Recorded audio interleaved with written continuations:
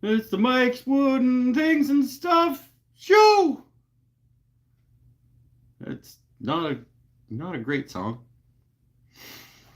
Oh, welcome, welcome. Who is Paul? Just me and you. Me and you, Paul. There'll be others. Probably, maybe. Oh,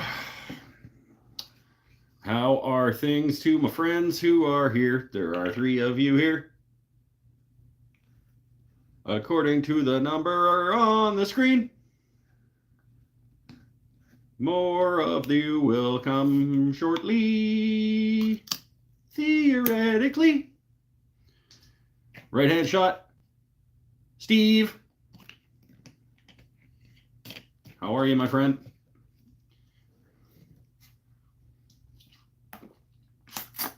I don't. The little foil top on Gatorade, I don't like. You want to just go and then no, you got to take the foil off the.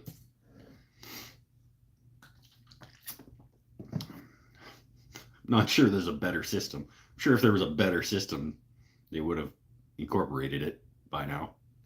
But every time I get a Gatorade or a Powerade or whatever, you want to just crack it and go. No, you can't. Lid, foil, and then sometimes the foil, you go to take the foil off and it rips like half of it off, and then you got TJ Riley from Toronto. How you doing, my friend? Brian's here. Hate those stupid things, right? Like, come on. Defoil my Gatorade. Blue, by the way, blue is the best of the Gatorades. Dark blue, not the light blue, like ice, whatever, or whatever. Dark blue, the best of the Gatorades.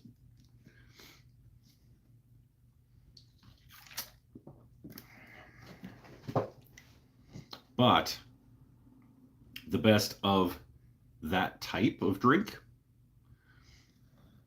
is the strawberry lemonade Powerade. Strawberry kiwi? It's such a bad recommendation. I don't even know the name of the damn thing that I'm trying to recommend. It's the Powerade, and it's pink, and I think strawberry lemonade maybe. But in terms of Gatorade, which was the one that was on sale, 2 for whatever. Dark blue. Brand new woodworker, TJ. Atta guy. Welcome to the it's a thing. It's a thing we do. Sometimes it's fun. Oftentimes it's not fun. But even when it's not fun, it's still it still has value. It's a fantastic pastime. Tim Mellon's here. I like the Zero drink. Yeah, I don't care as much for the Gatorade Zero. It's okay.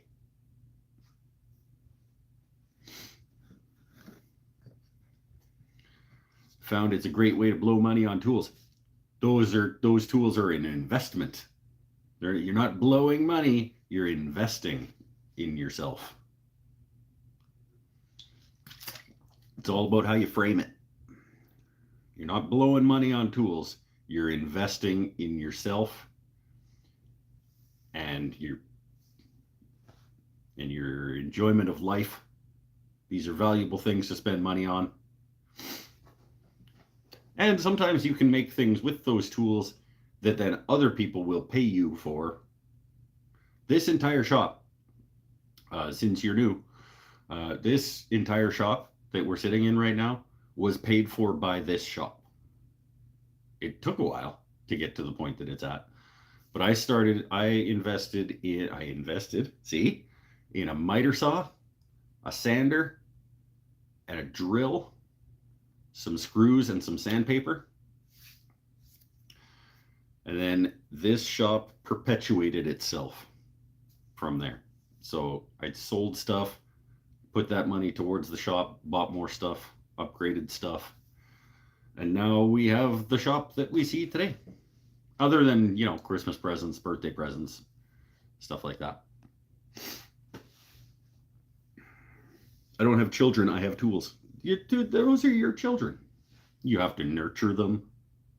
I don't do a very good job of nurturing my tools. But it costs money, like children. Don't have to feed them as much as you have to feed children.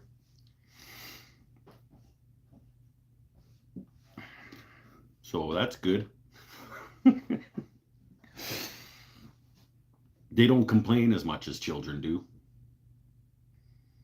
Tools generally, they're okay with wherever you go for dinner. They're not going to complain. Or whatever you make for dinner, it's fine. Tools don't care.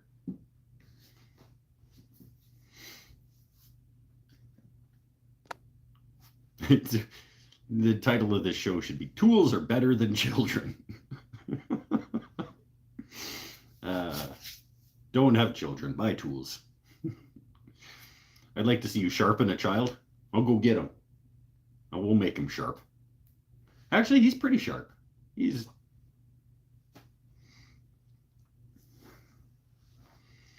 a pretty sharp one.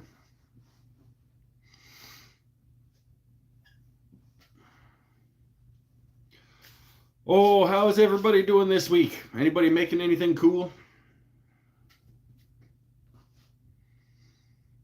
Just bought a bandsaw to make thick boards into thinner boards. Atta guy. That's what I do with my bandsaw a fair bit. I just did that this week. Actually made a thick board into 2 thinner boards. Want to make more boxes, done a few different joints already. Well, then there you go. You're well on your way.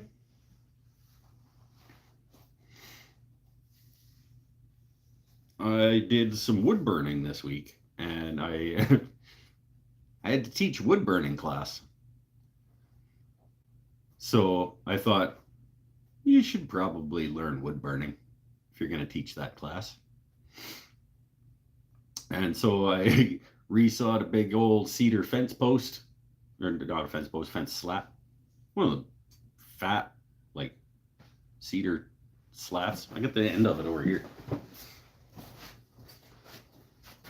It's been a long time since I've seen a cedar fence slat. That's like a solid inch. It's exactly an inch thick. And so I took that down off the rack and resawed it into 2 thinner boards and sanded them all up to bring to that class and to practice on and things. I'll show you what I did.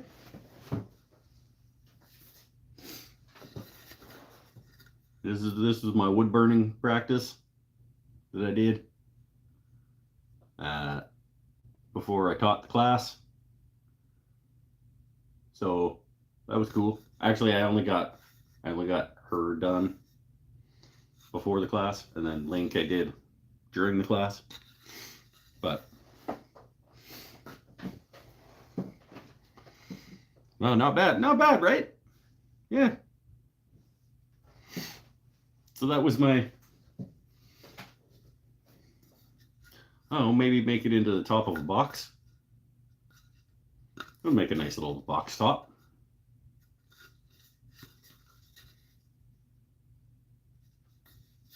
I was pretty okay with it.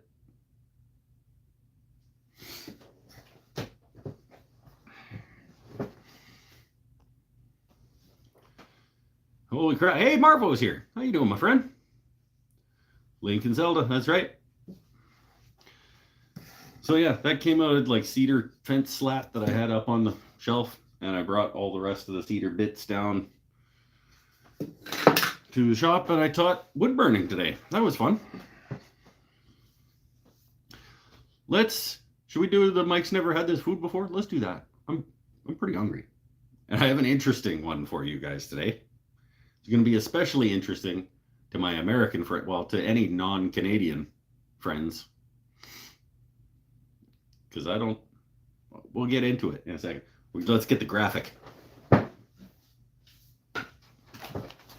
Cue the graphics department. Okay. Woo! Oh, okay, that was bad. We'll do it again, graphics department. Mike's never had this food before. All right, everybody, welcome back to Mike's Never Had This Food Before, where I try something I have never had, and it's food because it's not really food. In this week's episode, I don't know. This week's episode of Mike's Never Had This Food Before, not sponsored in any way. Paid full price for these bad boys. Miss Vickie's sweet and spicy ketchup flavored potato chips.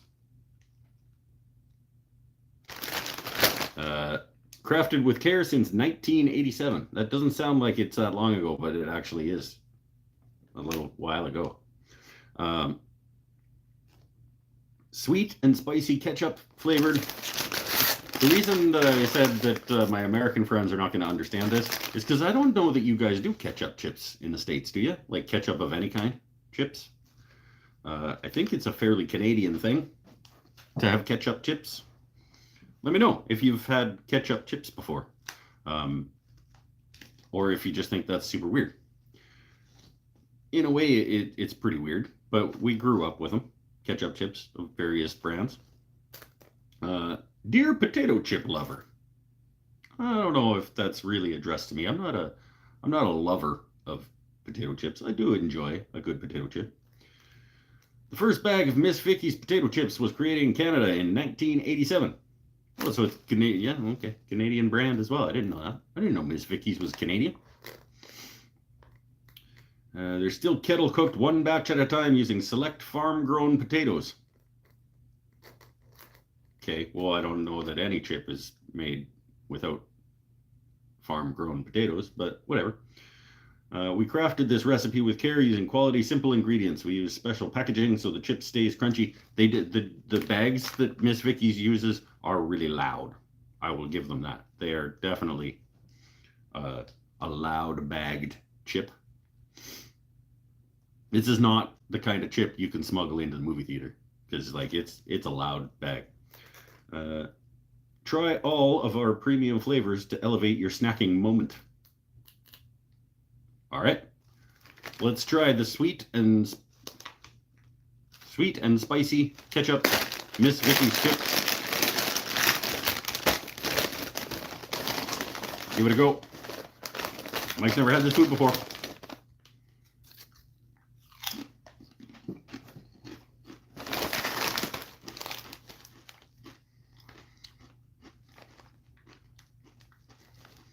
Ketchup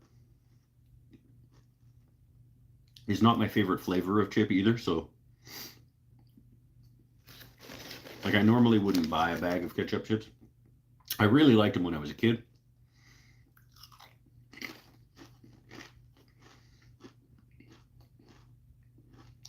People are just saying that's super weird, ketchup chip. We put ketchup on some things, but not chips. I don't eat ketchup at all. Not a fan of tomato-based products.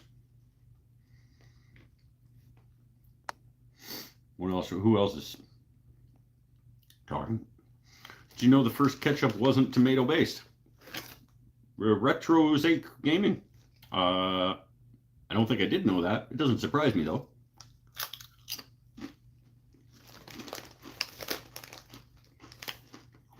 I feel like you want to tell us what the first ketchup product was based.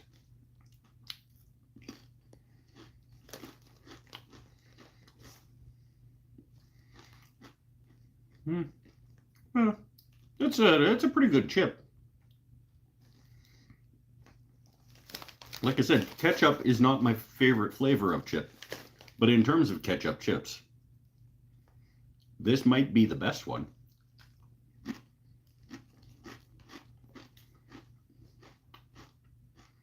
I think that's probably accurate to say.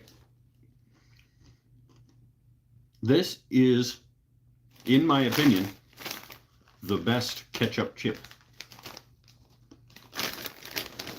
that I've had.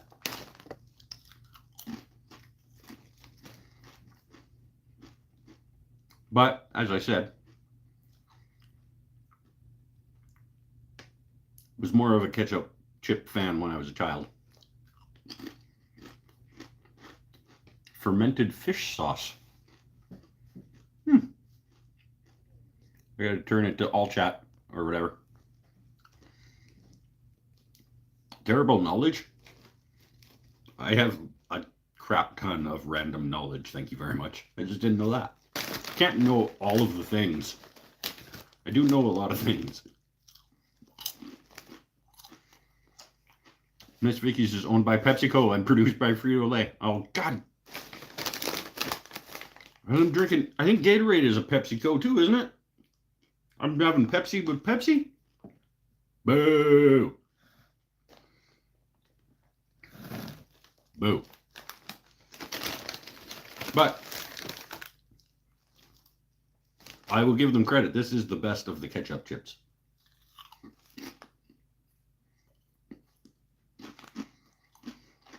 There's just a little undertone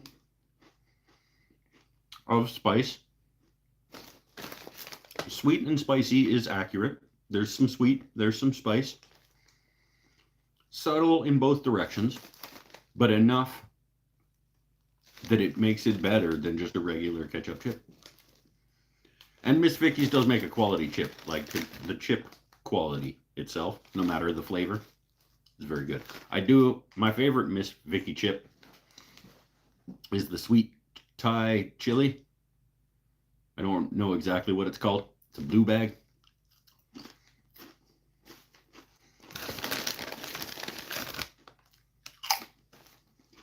This is good.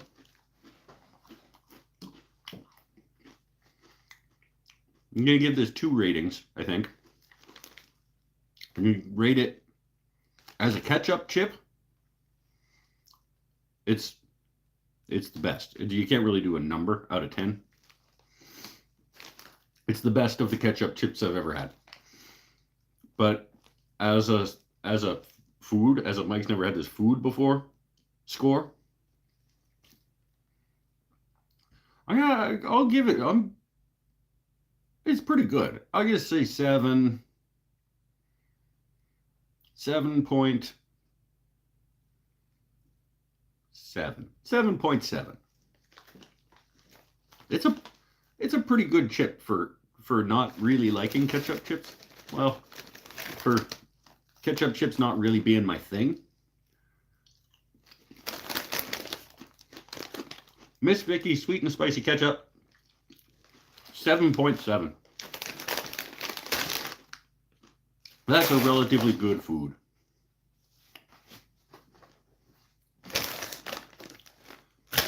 Yeah. I wasn't expecting these to be very good. Definitely past expectations.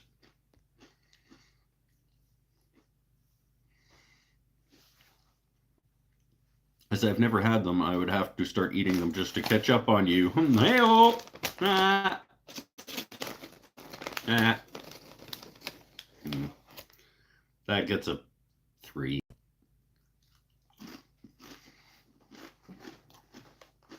That joke was not as good as these chips. Yeah. In terms of would buy again, maybe not, just because it's good for a ketchup chip, but it's going to be very, very infrequent that I'm like, damn, you know what I could go for? Some sweet and spicy ketchup chips.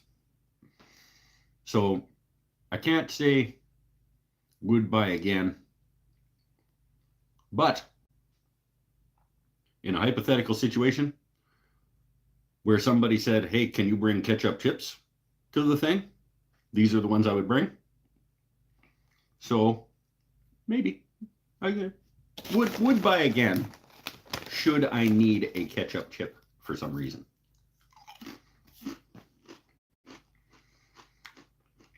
And that has been Graphics Department.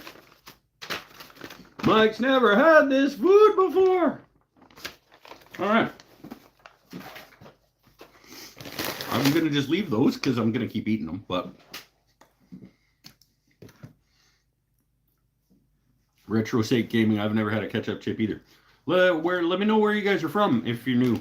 And I don't know, which I couldn't if you're new. Why did I have to qualify that? If you're new and I don't know where you are.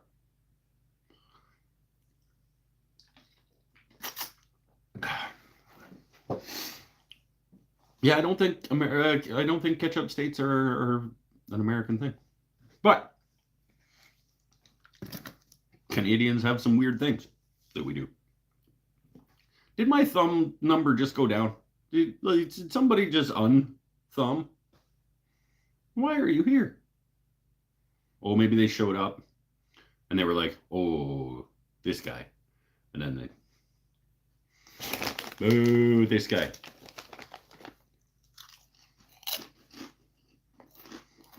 Came here, he's supposed to be making boxes.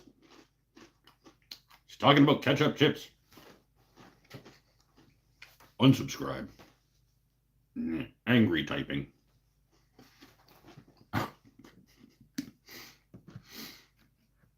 We are going to cut some lids off some boxes. But because I was practicing wood burning this week,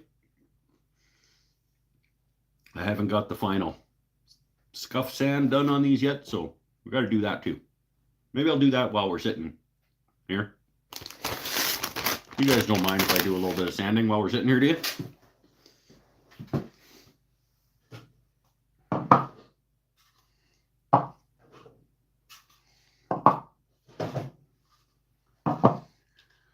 On these guys, and this guy. We'll do quick. What do I have? 320. Just to knock out the nibs off the lacquer. Best Canadian dish I've had was in Yellowknife moose lip stew. Bet it's better than it sounds.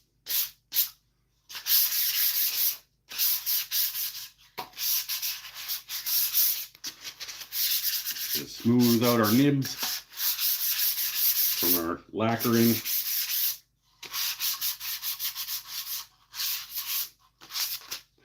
Quick 320, what did I say? 320?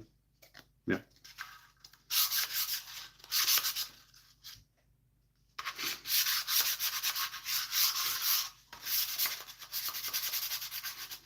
I mean, I can do this.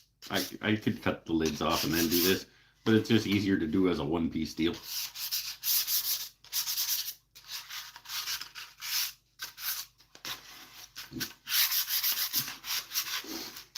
I don't think anybody else said that they were making anything. Anybody else making anything? What's his face from Toronto was making some boxes, I think he said. I already forgot his name. I didn't mean to call you what's his face. Paul's not making anything. Yeah, Paul's still laid up with his foot up in the air, eating chocolate that he got from the Crow's Nest Artist Collective. TJ Riley, that's his name. Made a drill press table. Hey, sweet. My drill press table is a piece of plywood with a couple of little cleats on it to keep it from moving around. I'd like to build a decent one day, but just can't really justify the reason.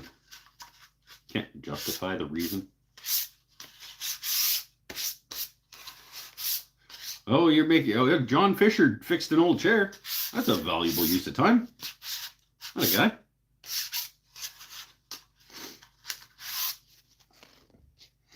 Bill Krulick's he's going through that 50-pack of cheap Chinese pen kits.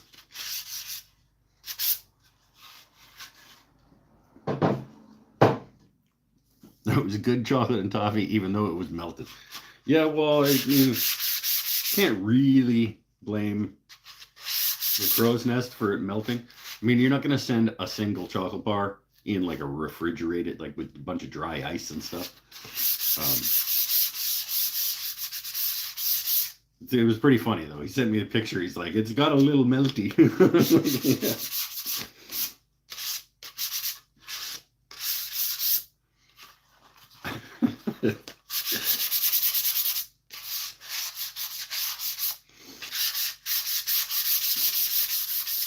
You don't live in Texas. Why is it still so hot in Texas? It's October.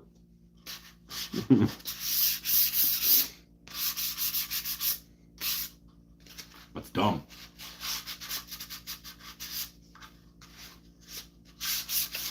Why do we love the salted chocolate? Sweet. Yeah, the Electric Confections. They make a good product.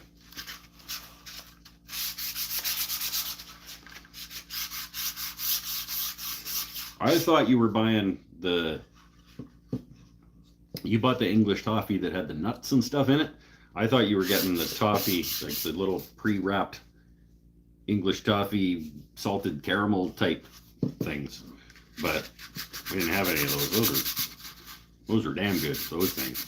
You didn't get very many in a box for like $14 though. But it was one of those ones that's a quality candy. You can recognize the difference.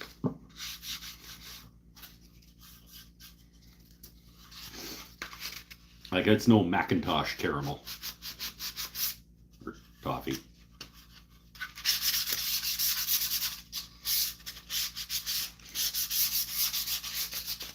Wait, is Macintosh Canadian? Maybe people don't know what I'm talking about when I say Macintosh toffee.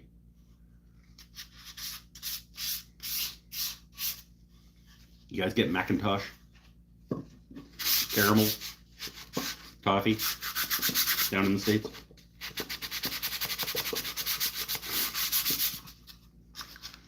TJ knows. But you're in Toronto. I'm not talking to you right now.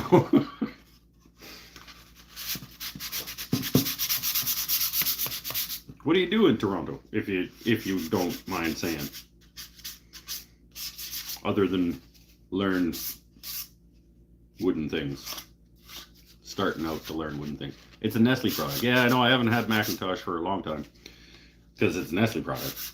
I don't pay money for Nestle products if I can help it. Sometimes I do by accident because you don't notice that Nestle bought another company. But try not to. So yeah, I haven't had Macintosh for a long time. Again, when I was a kid, I'd go to the store for a chocolate bar. Oftentimes it would be a Macintosh toffee.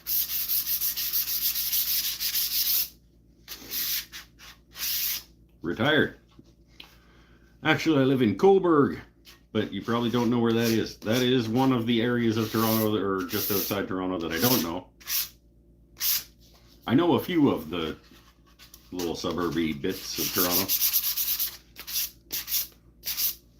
Don't know that one.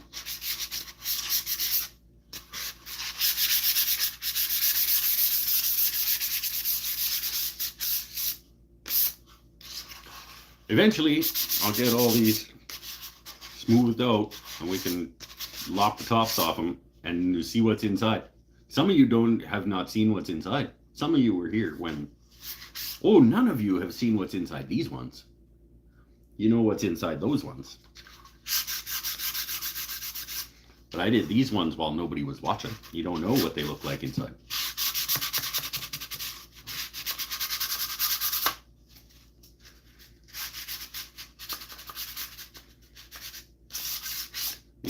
Inside of these are fabricized. They're fabricized tops and bottoms on the inside.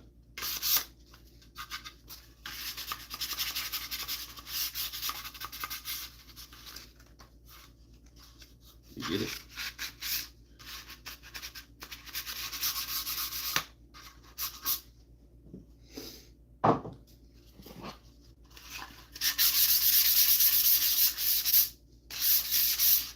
This is probably super riveting for you guys. That's why I'm trying to keep the conversation going. But you guys don't seem to want to do that. Canada has its own version of Macintosh's toffee. Unlike the British versions, it was hard candy, which for most of its history was sold as a single rectangular bar in a tartan box. It's true. I don't remember it being hard. I thought it was a chewy. Pretty sure it was a chewy. Like probably if it got cold, you could probably snap pieces off of it. But it was a chewy.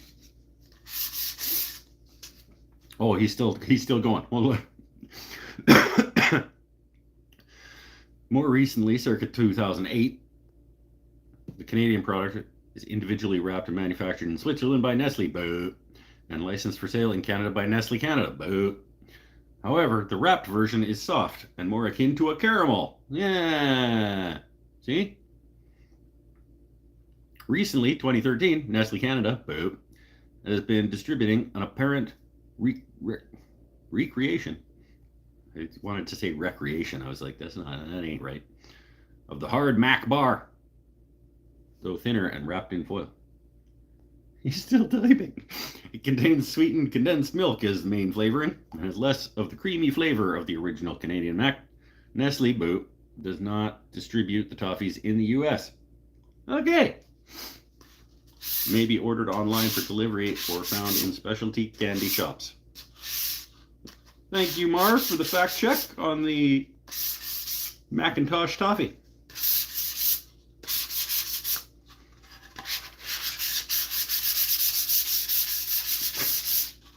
I like having researchers. I have researchers on this show. I'm kind of a big deal. I don't know if you guys know that, but it's kind of a big deal. I have researchers.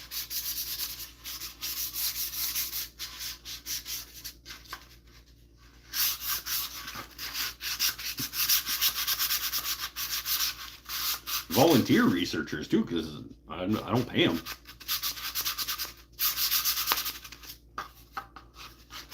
I pay them in love.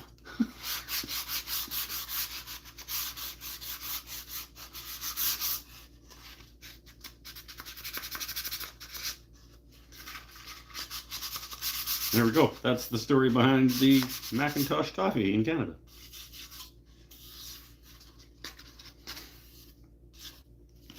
Hey, bud, glad to see you doing well. I'm doing okay. Doing okay.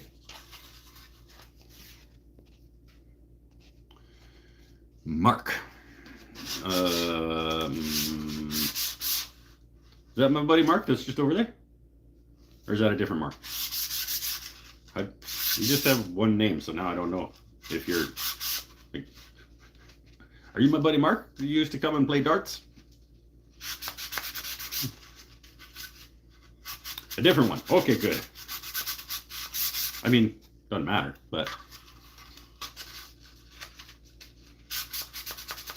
He shows up sometimes, that's why I asked. And people do change their names on YouTube sometimes. And I think they do it just to mess with me.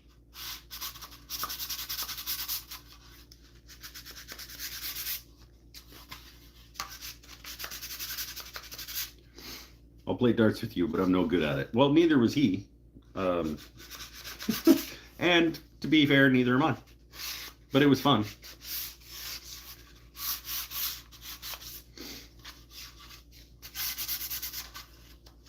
Got very drunk though. And now I don't do that. So dartboard might actually miss dartboard and dartboard cabinet probably won't make the cut during the shop reno, the upcoming shop reno, because I don't really play it anymore. And so it's not really worth the wall space to have a dartboard in a cabinet if you're not going to use it. So I'm thinking, as of right now, that it doesn't make the cut.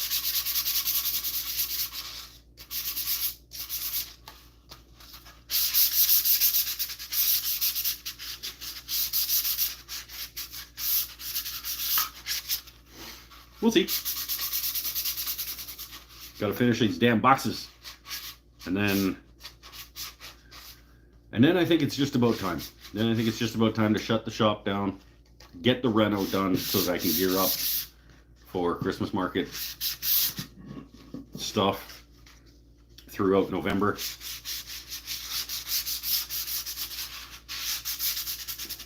And then maybe finish the guitars by the end of the year. And the shop stool. And the wall cabinet. Not a very big chance. Not a very high chance of that. Don't tell Pinnell.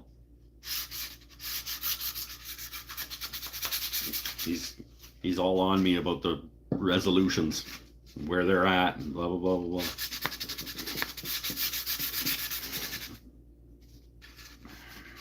I have an old gun I'm restoring. Finish on the stock. It's all gone. Was thinking about linseed. Is that a good idea? Value your opinion. I don't know. I've never done a gun stock. But linseed oil is a perfectly good finish. It's it doesn't build a film, so it soaks into the wood and nourishes the wood and things like that. So won't be like, it's not like a lacquer where it actually like sits on top of the wood and protects it that way. I've heard a lot of people finish gun stocks in a product called True Oil, which is a polymerized oil product that seeps in but also builds a film, much like sort of a Danish oil. So that might be sort of a happy in-between of something that absorbs and nourishes but also sort of sits on top and produces a little bit of a film. But it's all about what you want in your finish. There's no right or wrong. Is there a wrong? Nah, not really. There's no right or wrong answer with finishing. It's just about what your expectations are for the finish and what you're going for in terms of appearance and durability and refinishability, whether you want to have to like buff in a new coat of stuff once in a while, upkeep type things. True Oil gun stock finish. Marv's doing research again. Probably also owned by Nestle. It's possible. Who knows with that company?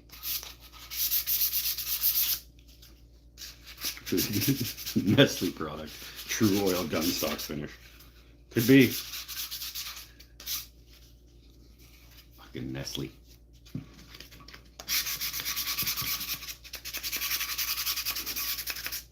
Here we go. Last one? Nope. Yep, last one.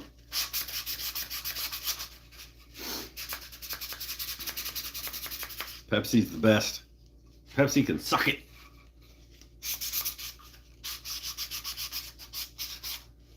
I think it's possible that Pinnell, we'll see if he says other things that we were talking about way earlier. It'll be funny if he's like way behind.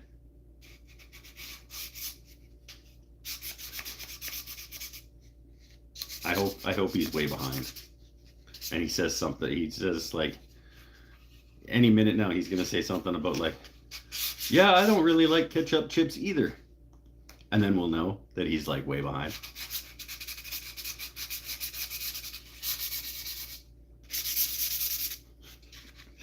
And then we can laugh and laugh.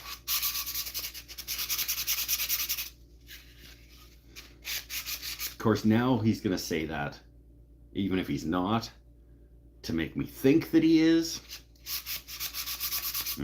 Shouldn't have done it. Shouldn't have said anything, because now having ketchup chips right now. See, because now I don't know.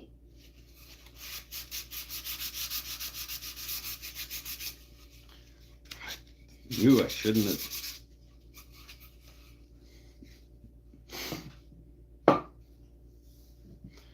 Here we go. Boxes are lacquered and sanded.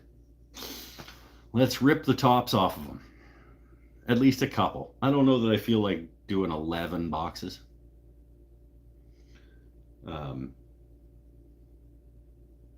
Let's crack open a couple so at least you guys can see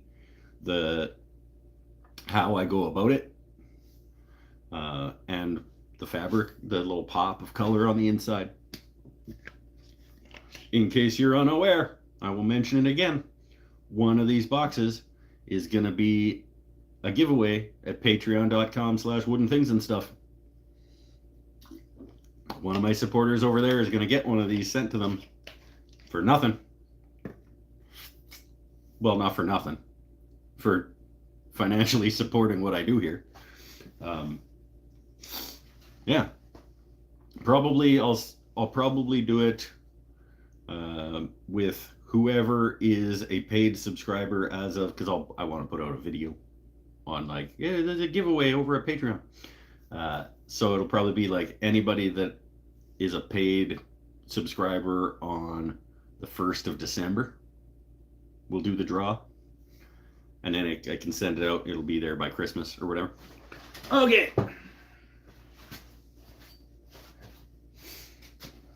Come on.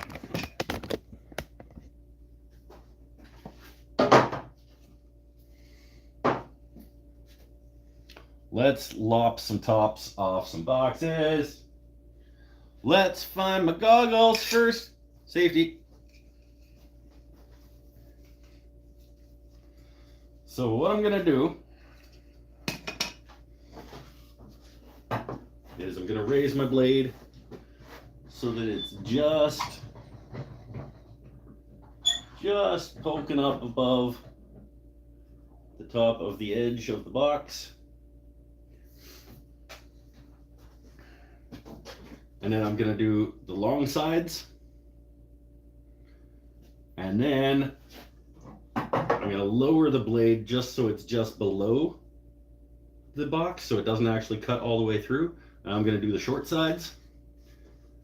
And then I'm gonna handsaw off the rest of the short sides. Because if you do all four sides, a lot of times I'll do all four sides and just like let it fall away. But I find that once you get 3 sides cut and you're doing that 4th side, it really sort of wants to pinch in on itself or peel away from itself as you're pushing through. So I'm gonna do 2 sides full depth and 2 sides almost full depth, and then just pop them apart with a handsaw. And we'll do them about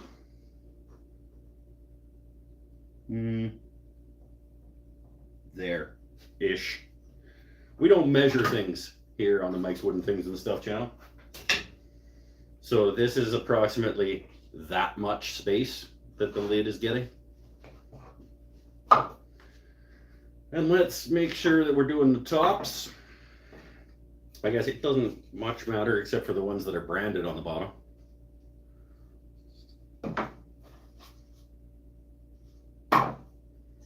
These ones are not branded, but I do have a direction I would like them to go.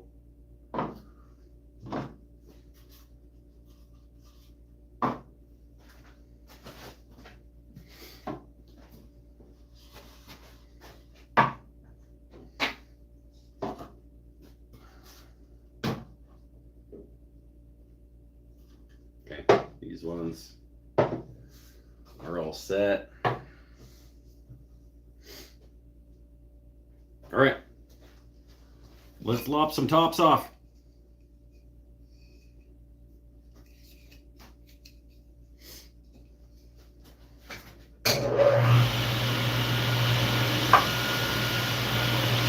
And get that one.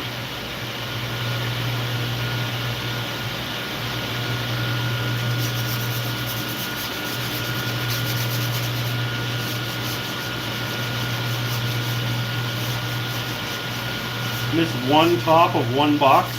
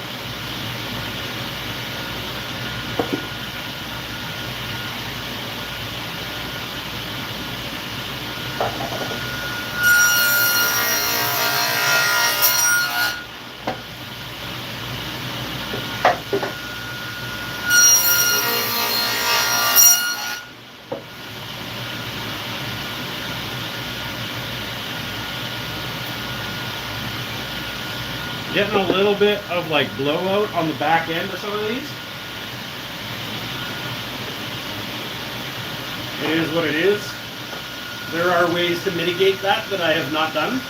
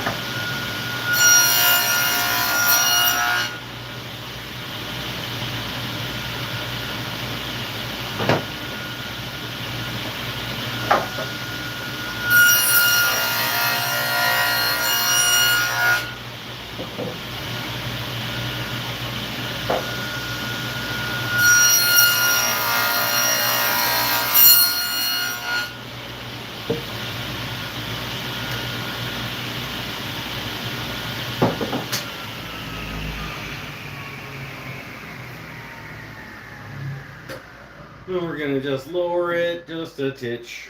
So it's just below. Probably about there. Should be just below.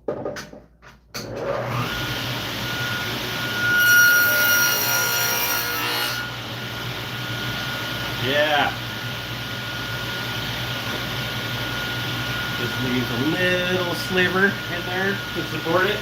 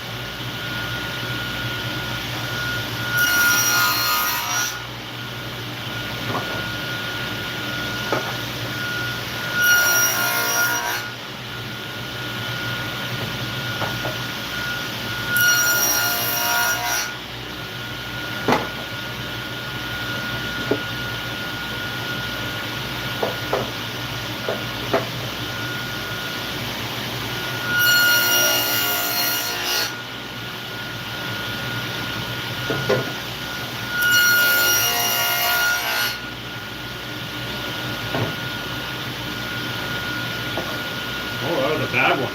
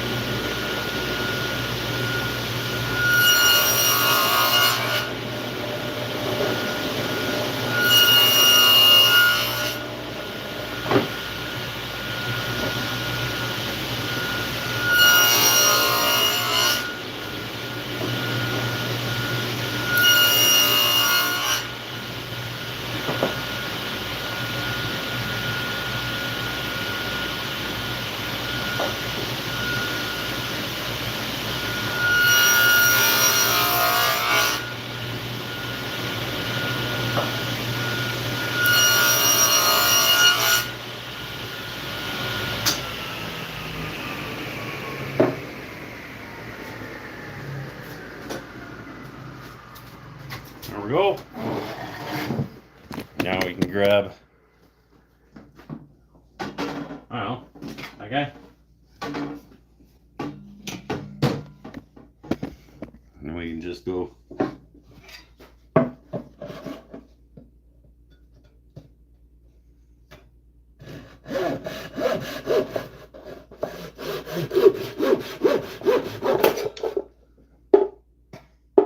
See why you don't like want that doing that while we're running the last side over the table saw?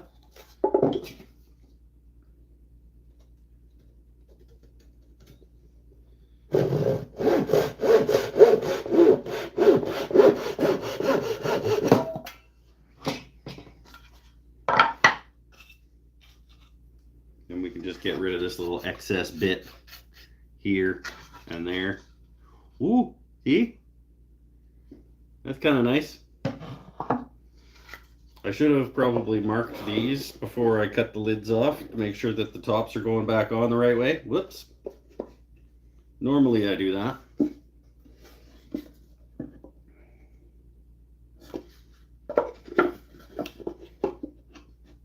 That way.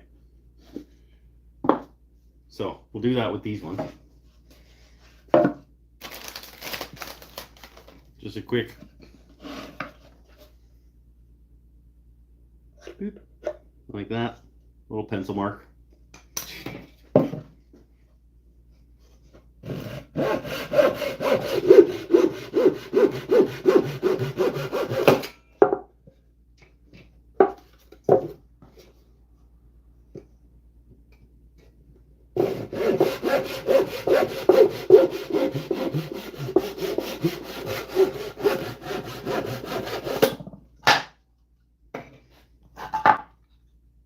Yeah, there's a little pop of color on the inside there.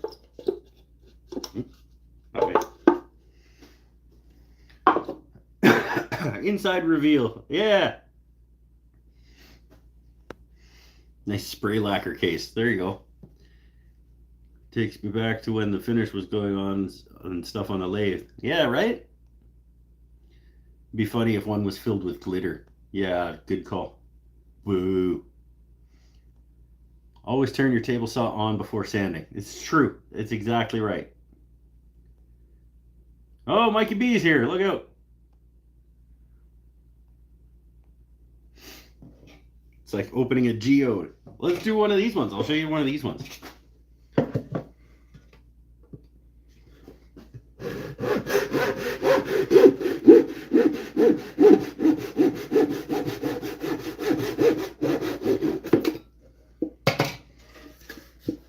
These ones are the ones that some of you were actually here for, so it's not going to be as much of a surprise for them.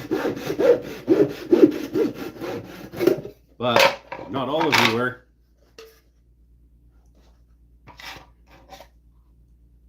Purple with white polka dots. Honestly, I had forgotten that. I didn't mark this one. Uh-oh.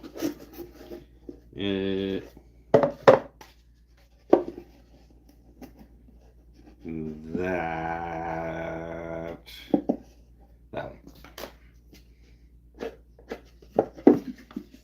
I gotta remember to put my little pencil line on there.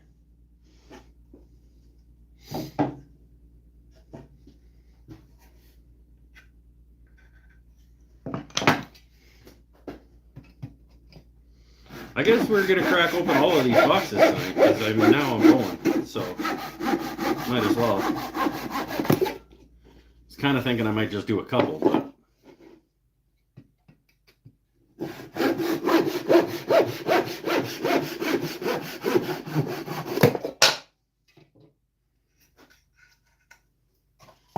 maybe Pinnell might even grab a hand plane. You might grab a hand plane off the wall. Huh? Yeah, I guess you guys don't really need to see all of this. But whatevs. We're doing work.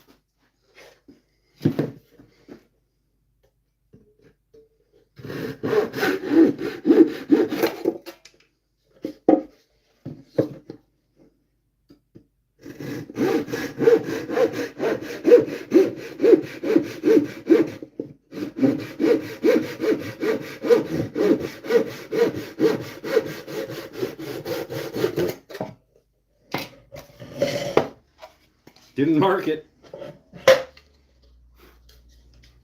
I think it was like that.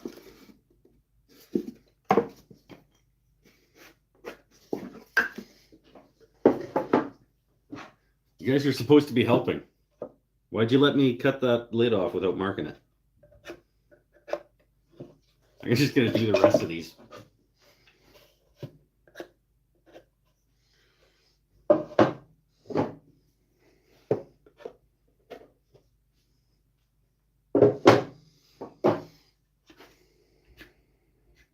You guys are not being helpful here.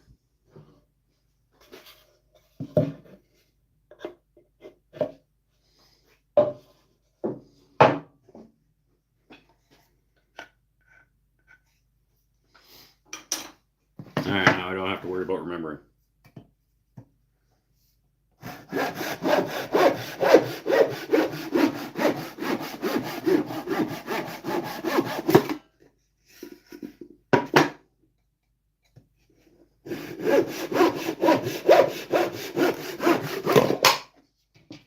I do like the purple with white polka dots. That's...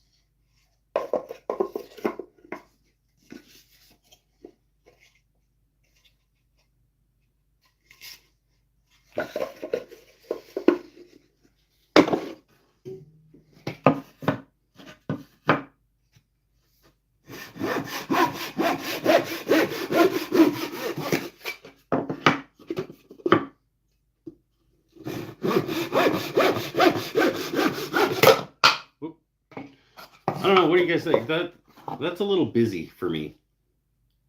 I mean, it's cool, but mark the next one. I already marked them all, thank you very much. Because you guys kept failing to remind me, so.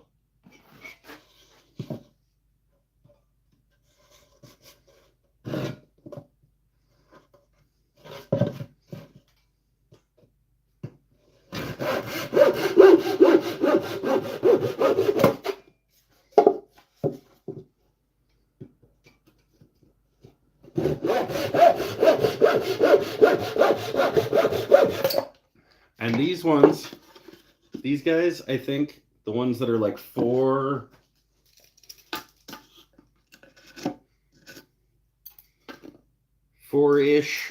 by 11-ish by 4-ish. I think what I'm going to do is I'm going to do a mitered liner around the lid that just pokes out a little bit, so it's just a press fit lift lid as opposed to hinging all of them. So I'm going to do a little mitered liner around the lid and just have it go down into it on this size ones.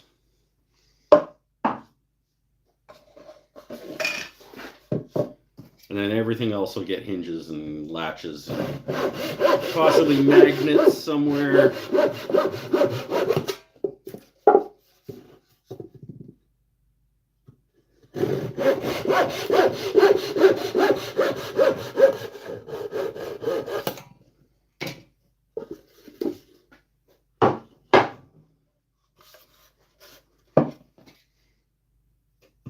Possibly some magnets.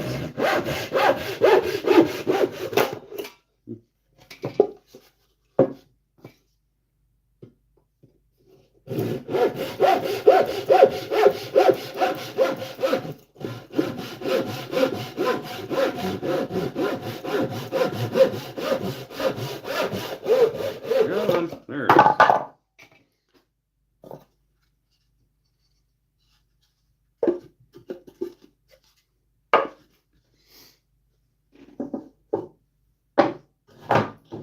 Any more? That one.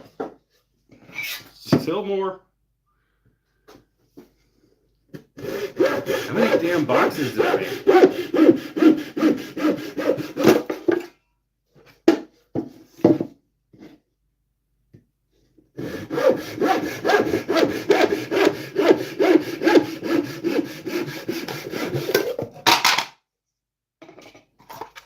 I like the purple.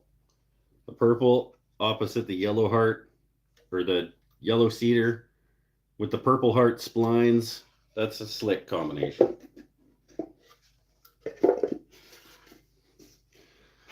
I get them all? Yep. All right, got them all.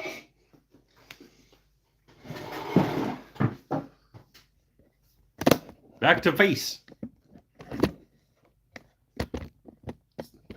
Time for my face again. Yay!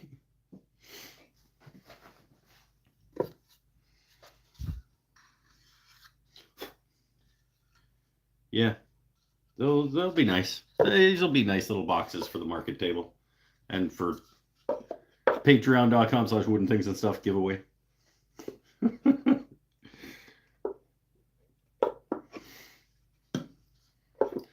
Quick little plane around the edge to get rid of those little nibbies. Should we do it? Should we?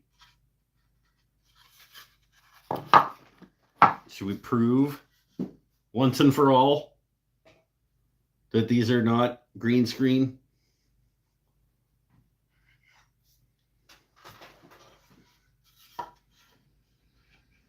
It's like, oh, even better if I use like 3 or 4 of these to do this, then Pinnell can't be like, you don't use any of your planes. I could be like, I used 3 of them just the other day.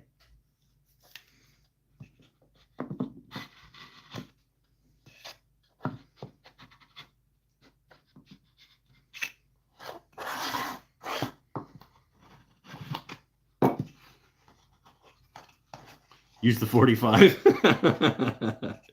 I should.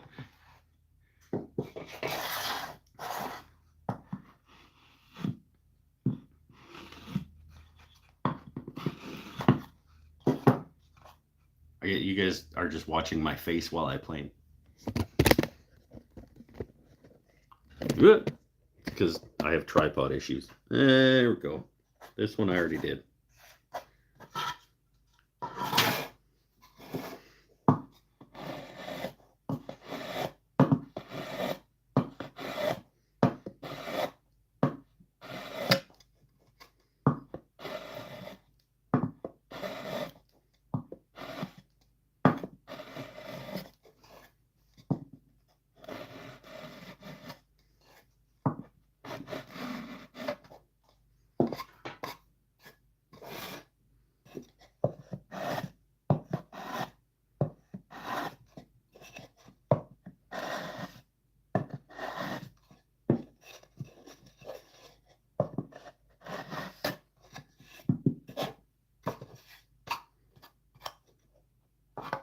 Oh.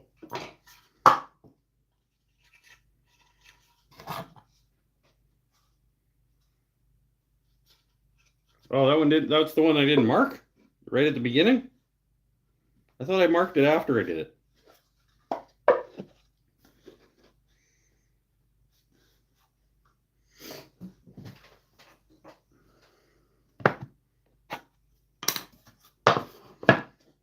Here we go. Beep, beep.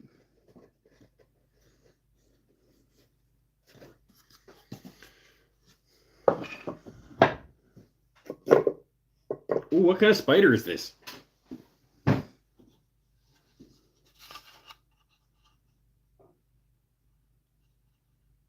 Any like arachnid people here? It's not probably going to show up real good, but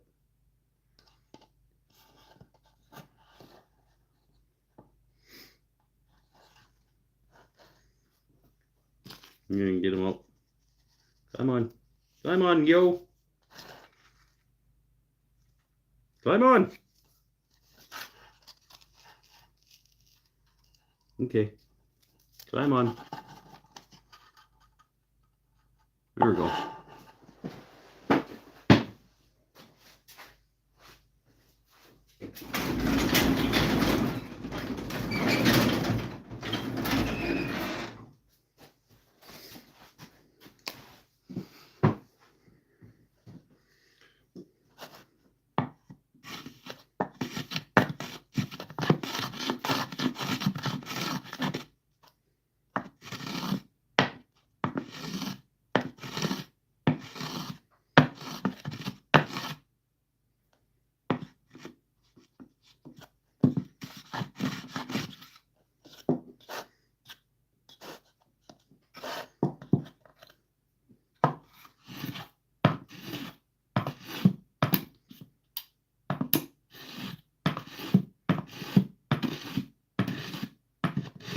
go. We'll do the next one with the number 8.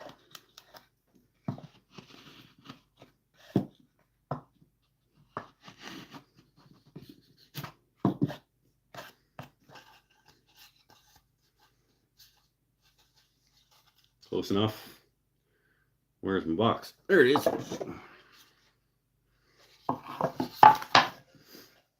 How do you finish the cut edges now? I am going to do the custom.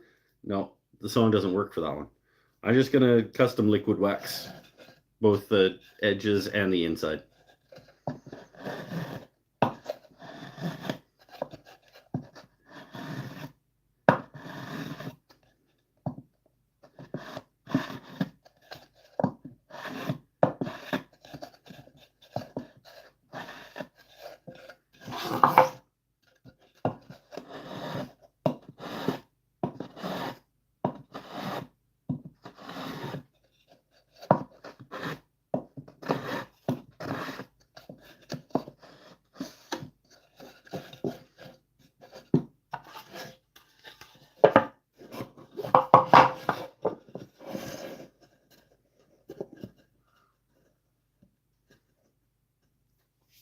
Here we go.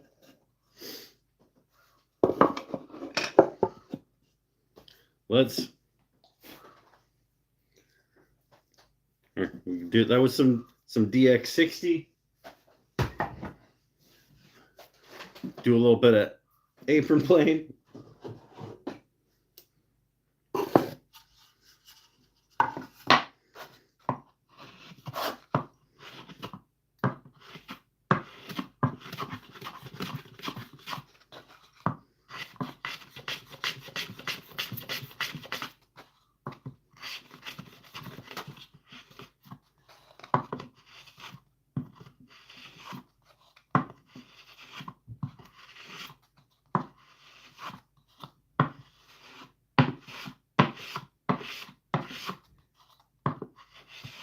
Not quite, it's not set quite as deep. It's taking a little longer.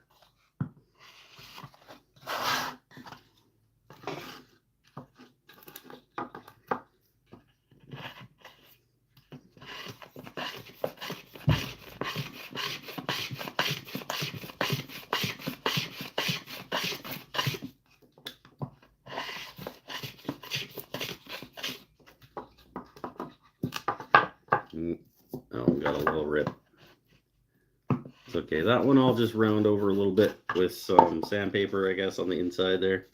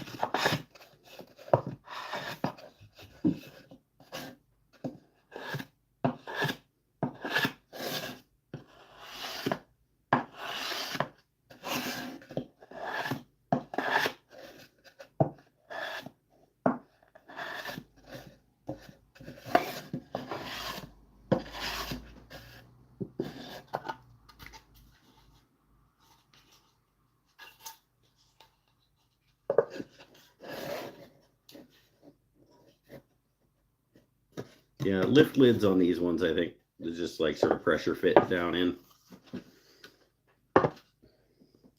I don't want to do any more right now, but I want to use a third plane.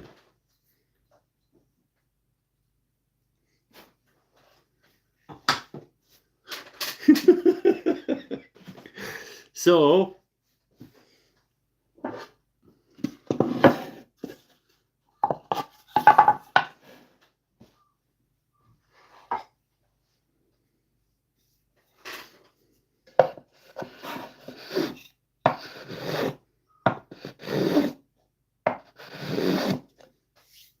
This one's a little dusty.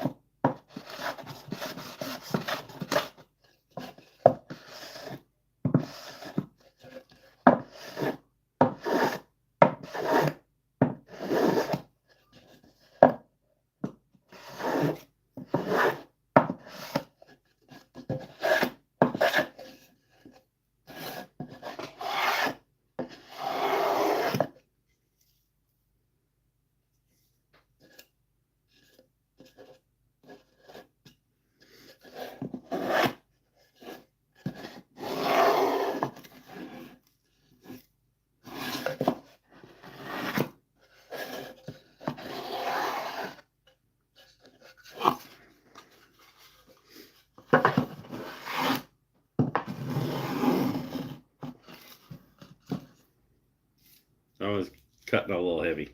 I don't want to keep using this one. But now you can't even say, like, you never use the ones you made. Made that one.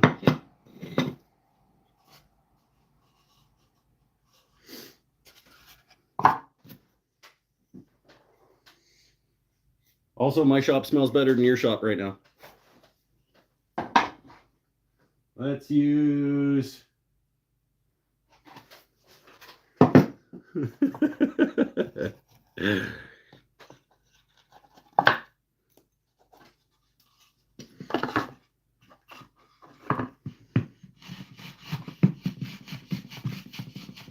Just cause I want to use... I want to be able to say I used 4 planes today.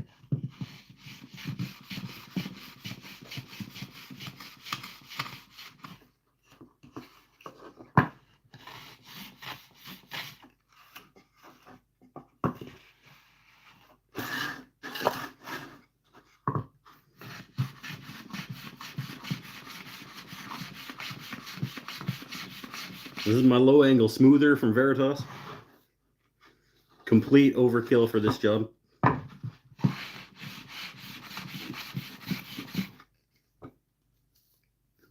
Little whisperies.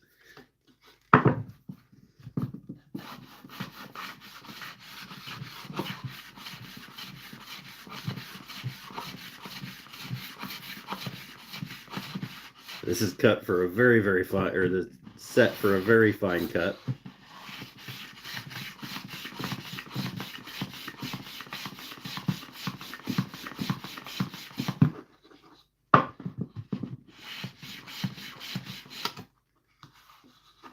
There we go.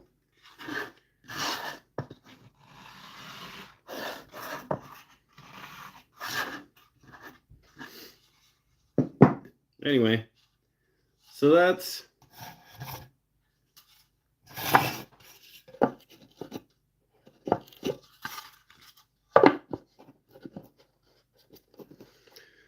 some more progress made on boxes.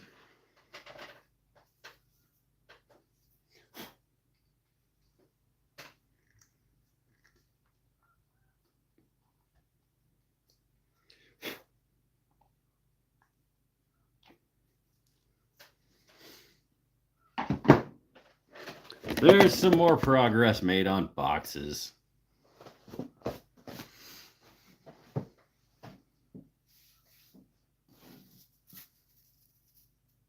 And some hand planes used now. Now I'll go back and see what I missed.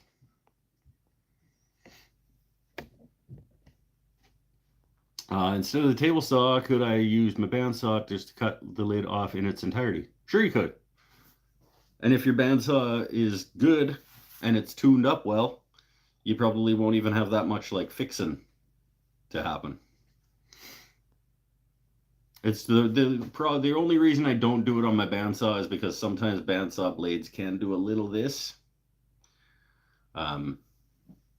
Even when they're set up well, and if the blade is sharp or isn't quite as sharp as you like it, or one of the teeth is doing a little wonky, you can get a little bit of this or a slightly that kind of action, and then you got more cleanup to do.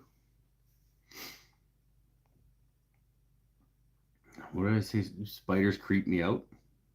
Spiders creep you out. I mean, spiders aren't my favorite. But if I see them before they see me, no, that's not right. If they don't catch me off guard, I'm okay like going and getting them and putting them outside. If they, like, one time I woke up, I was laying and I woke up and there was one like on my pillow, like right in front of my face. He died. So like if sometimes they like come down on a little spindle and they're like right in front of your face, like he's in trouble. But if I see him and I can be like, oh, here you go, little guy, like I'll help him out.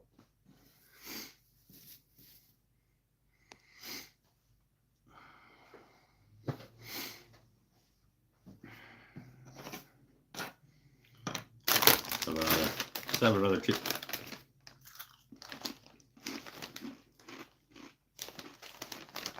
Very good chip.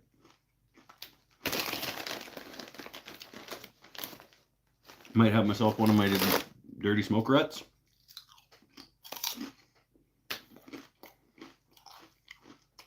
Let me know if you guys have any questions about what it is that I'm doing here, or about if you missed the process to get to here. I'm not going to make you go back and watch hours and hours of live show to get caught up to where we are.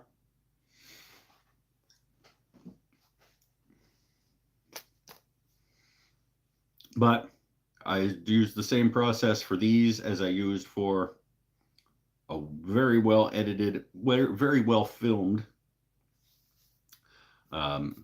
box video that I did with my buddy Mikey B.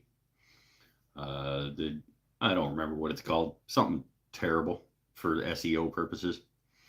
I needed to make a jewelry box, so I made 4 or something like that because I'm not good at grabby show titles. That's essentially what these are just like sort of the first 3/4 of those boxes.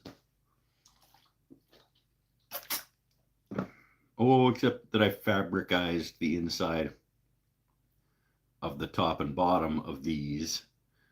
And on the jewelry boxes, I fabricized the little inserts that got glued in. But other than that, pretty much the same.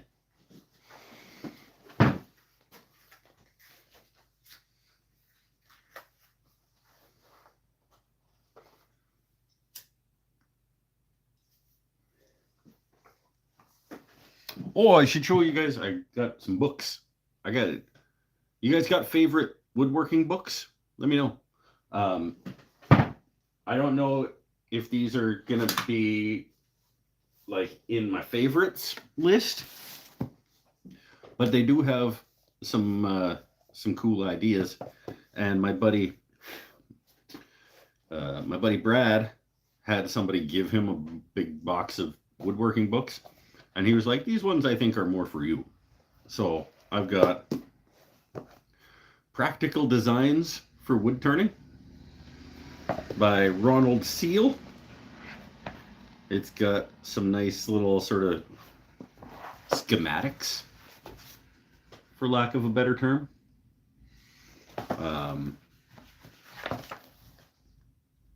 And like cross sections of stuff in it.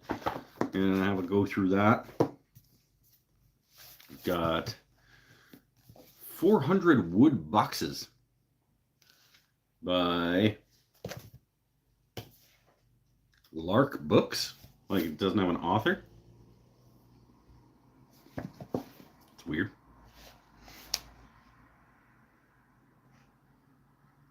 Each one has been chosen by renowned artisan Tony Lydgate and presented through exquisite color photography. Oh, okay, so it's just a picture book. That's cool. That's going to be cool for inspirational purposes. It's literally just like really nice pics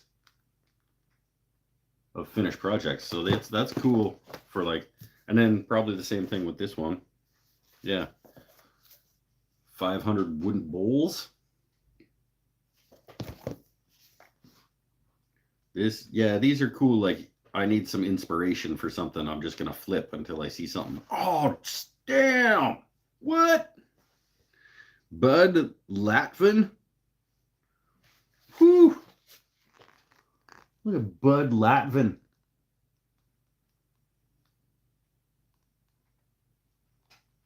Like, come on. Okay, this is a cool book. Another one that's just kind of a flip through and get inspired.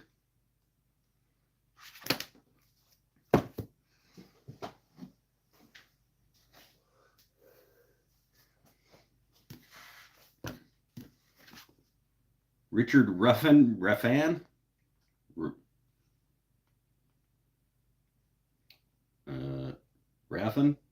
Don't know how to pronounce his name. This is a Taunton book, so this guy probably knows his shit. Different turning boxes. Is it even like how to make them too? Oh, it is too. It's got cross sections and stuff in it.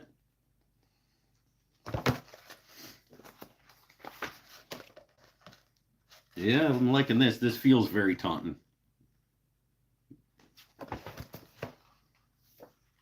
This is actually an educational book, this guy, as opposed to picture books, inspiration books.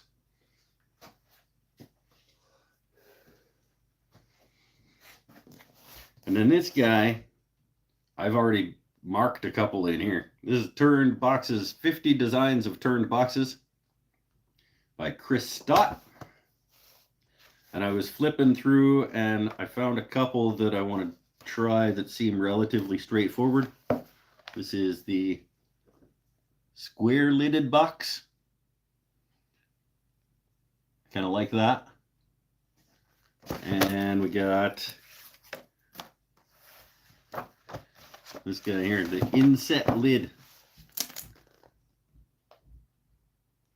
The inset lidded box. I like that guy too. So, couple of new things to try already, and some more pages to turn.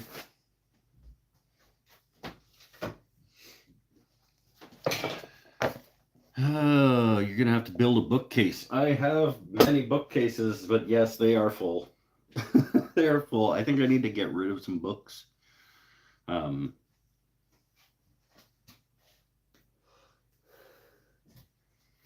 But who am I kidding? I am absolutely not going to get rid of books. Good for a fancy sugar bowl. With the lidded one, I would say that's going to be that'd be a really good little sugar dish or salt dish or something.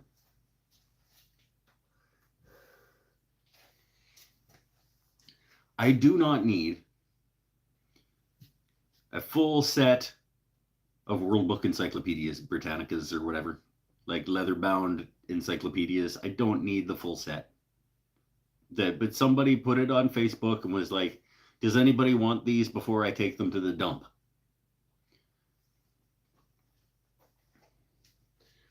I'm not going to let you throw out and take to the dump a full set of leather-bound encyclopedias.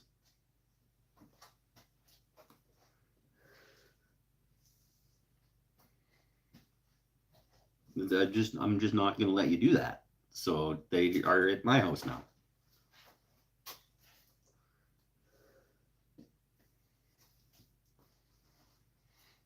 I don't need them taking up a full shelf of a bookshelf, a shelf and a bit of a bookshelf.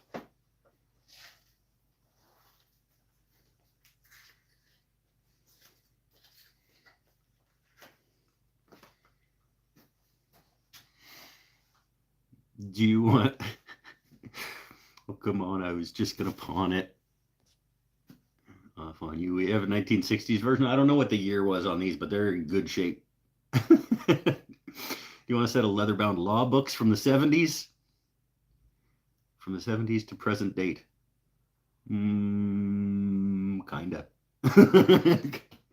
I can't imagine what the shipping would cost.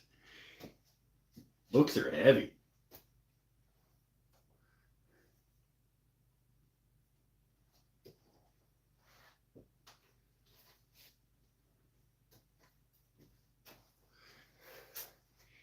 I mean, the answer is yes. I do want those, but not enough to get them here. And no, I would make room. I was going to say not enough to make room on a shelf, but I would make room for them. Yeah. If you want to pay for the shipping for those.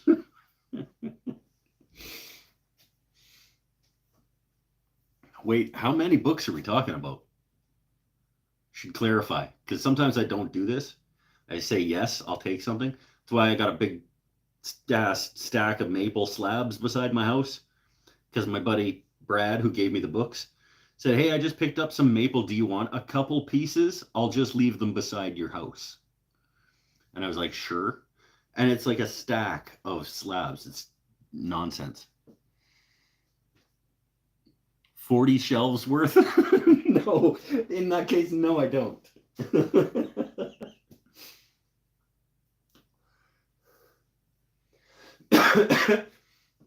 Are you stealing them from the university?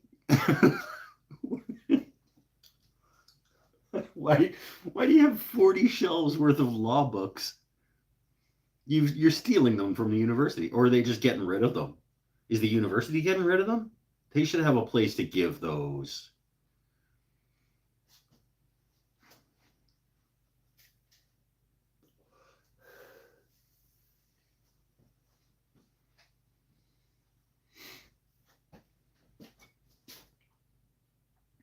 I know a guy.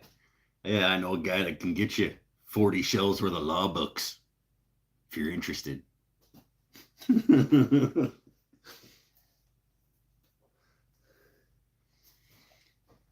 So I heard you're looking for some law books. I got a guy.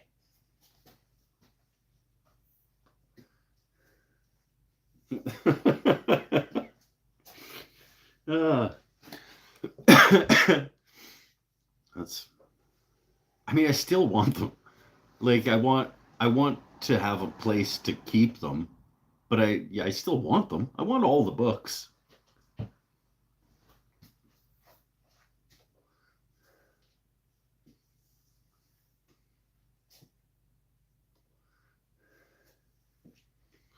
Should start doing like weekly book recommendations.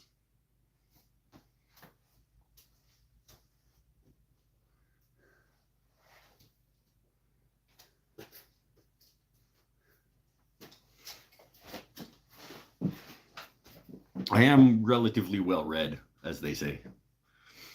For some of you that weren't here earlier, check out the thing I did. I did a wood burn. Not live on the show. That's not what I did before you came. But I did this week.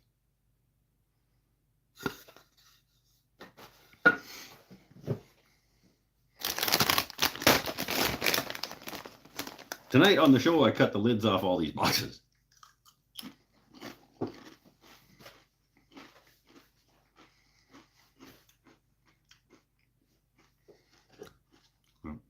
Lid off all these boxes.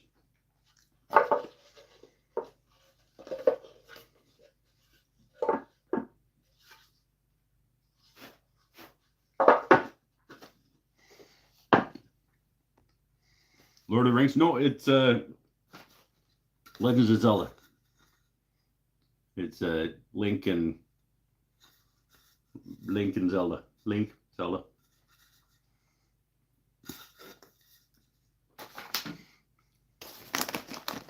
You're so talented. Wrong your, but thank you very much. Yes, I'm one of those. Yeah, thanks. I think it turned out pretty good. I don't know what I'm going to do with it. Feels like it should be, I don't know, make it the top of a box, or it's a little thick for the top of the box. About what, half inch, 5/8, half inch. I guess I can thin it down and make it the top of a box, or I just put it up on the wall of the shop. It's pretty cool. Pen blanks. I can make it into pen blanks. Thanks, Penel. Yeah, just rip it into strips. Just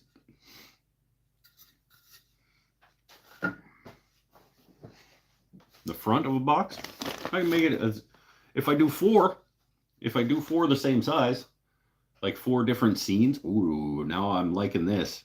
I do 4 different panels of Zelda, and then the lid is just a big like Hylian shield or something. Ooh, I'm liking this. That could be one side, 4 different panels of scenes from Zelda. I'm liking that. I'm gonna keep that in mind. It's a good idea. And then I could put Zelda stuff in it. I don't really have a lot of Zelda stuff, but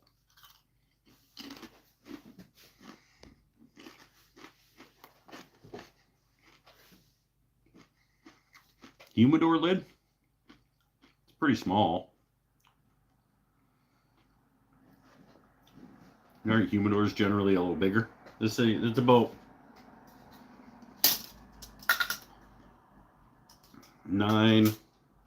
5x9, but 9,995 is a pretty good size box for stuff.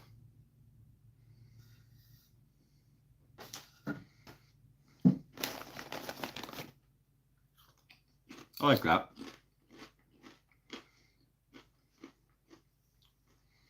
Let's take up more smoking. That's right, I'll get into cigars.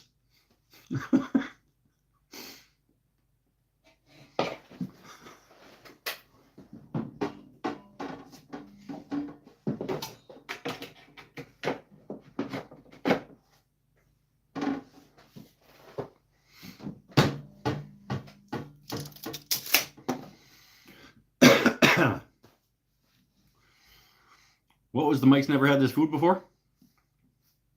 You were here. You said literally, I'm eating ketchup chips right now. It's the Miss Vicky's sweet and spicy ketchup chip.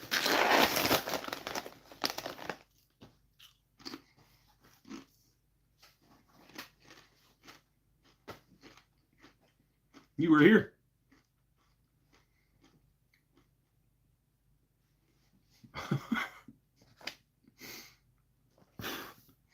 Or else why would you have said, I'm eating ketchup chips right now? It would be a super weird thing to say if you didn't know that I was eating ketchup chips right now.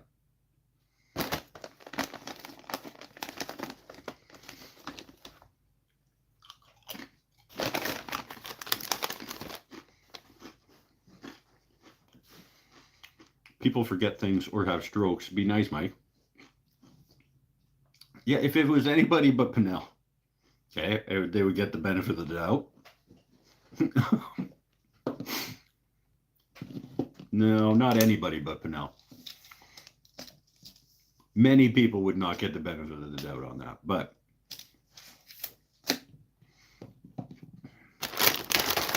this is a good ketchup chip as far as ketchup chips go.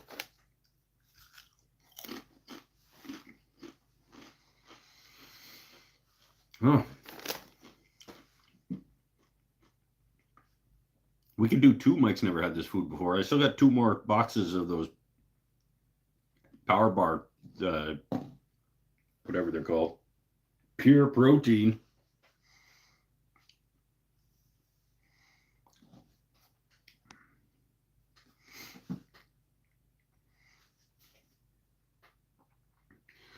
When I eat ketchup chips, I like to assume there is someone else eating ketchup chips. So I say, I'm going to eat ketchup chips too. All right. Sure thing. Probably shouldn't eat the whole bag. It'd be like 800% of your daily salt. It is what it is. Sodium. Let's check it out. We got per 27 chips. That's a very specific number. 50 grams per 50 grams of chips. And this is a 190 gram bag. So a quarter of the bag-ish.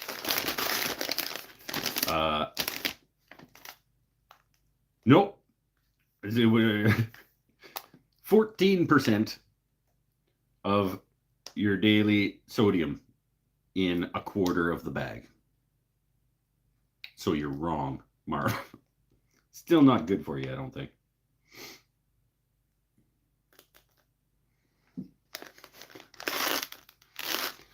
Looks like I'm going to have to drive an hour plus for a Laguna cellar, but it's on my to-do list to order it tomorrow.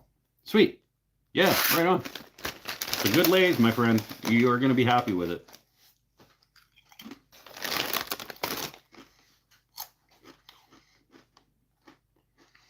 That was an adaptation of a Mitch Hedberg joke. Of course it was. And it worked really well because you had to explain it. Clearly, it landed.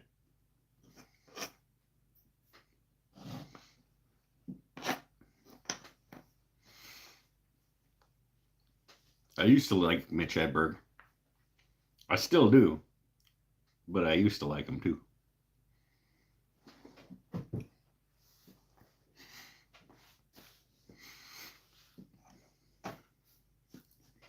I cannot think of a reason that I would need to prove to someone that I bought a donut.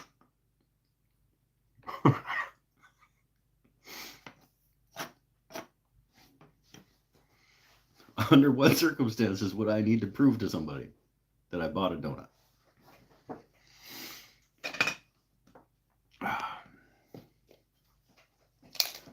He was funny. You ever heard of him? Mitch Hedberg was a funny comedian. He did not. He was messed up, but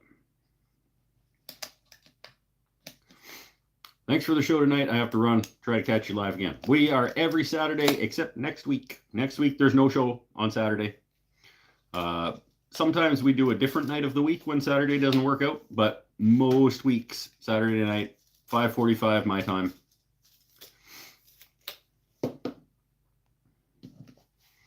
File it under D for donut.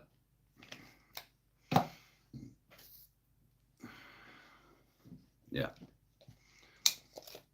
After this show, we should. If you don't know Mitch Hedberg, after this show, while you're still on YouTube and this show is over, just Mitch Hedberg and just watch like a couple of stand-ups. He probably isn't for everybody. A lot of people probably don't think he's very funny. Same with any comedian. I think he was funny.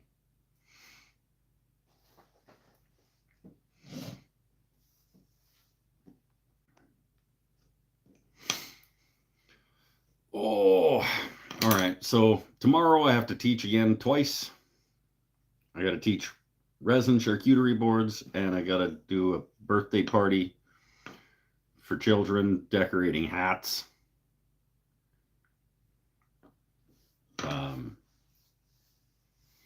Monday,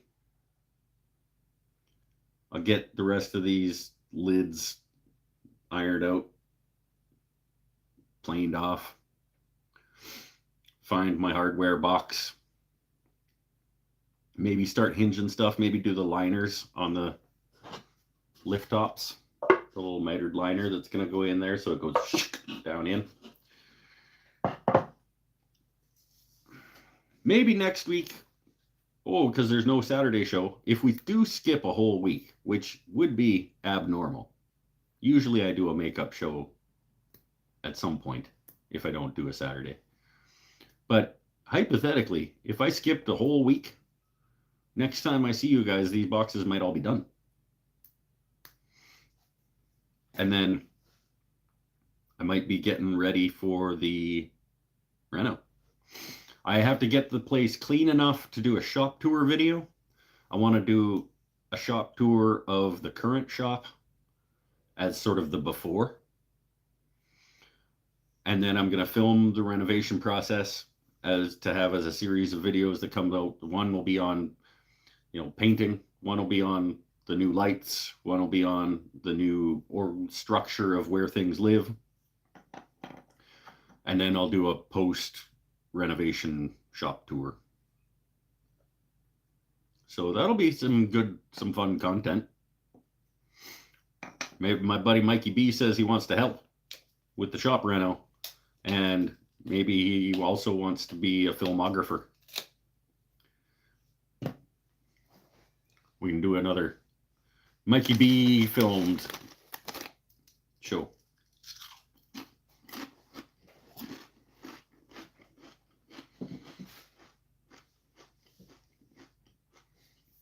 But got to get everything cleaned up enough for the shop tour. Then got to have a couple of nice days in a row where I am not working, that I can everything quick out into the driveway, everything off the walls, paint, clean, wash walls, probably not wash, but dust the walls, paint the walls, new shop lights, everything back in a new place, new organizational structure. What are we doing? I wasn't listening. Well, I have committed you. Just talking about the shop reno and how you said you wanted to help, so I expect you to help. And part of helping may be filming. Because everybody is clamoring for another Mikey B shot Mike's Wooden Things and Stuff episode or 3. Ken says that sounds like a great series. I agree. So shut up, Penel. Maybe Mike B wants to be the star. Put him in front of the damn camera. I will film him moving everything out of the shop so that we can paint it. That's a better idea. You're right.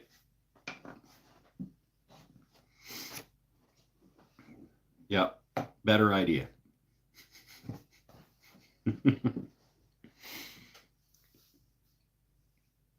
There we go. Get those IMDb credits. That's right. I will be the director of photography. He will be the talent. And I can make him move everything. And climb up on the ladder and take all the boards down off the hell. Oh, hi, Todd. Have I just not said hi to you yet? And you're feeling left out? I'm sorry. Here. I'm just going to pet Todd for a second. There, Todd. Oh, he just got here. Okay. Well, you're welcome for the pets.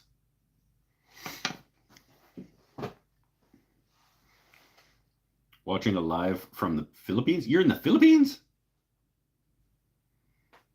You grab some Marenti while you're there?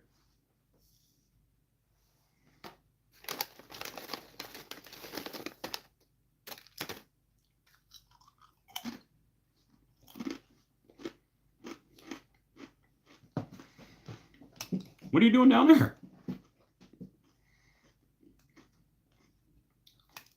Must be a bit of a delay from the Philippines. Well, yeah, I've got some Australians, though. It's probably about the same time. Most of the time, it's noonish for Eric Habakabaka. And Scott, when he shows up, it's about noonish there. A little earlier for Jax when he's around, because he's on the other side.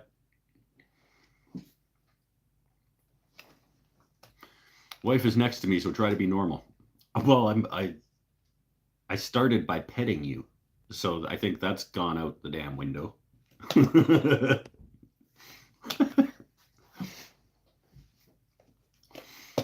12:35. There you go. Steve says, yeah, that's how you get people to be normal, is telling them to be normal. Yeah. Be normal. My wife's here. Hello, Todd's wife. Beth? Beth? Pure guess. No idea. Jacqueline.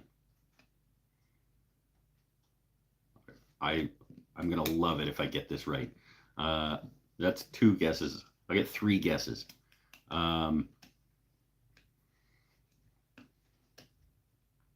Beth, Jacqueline, or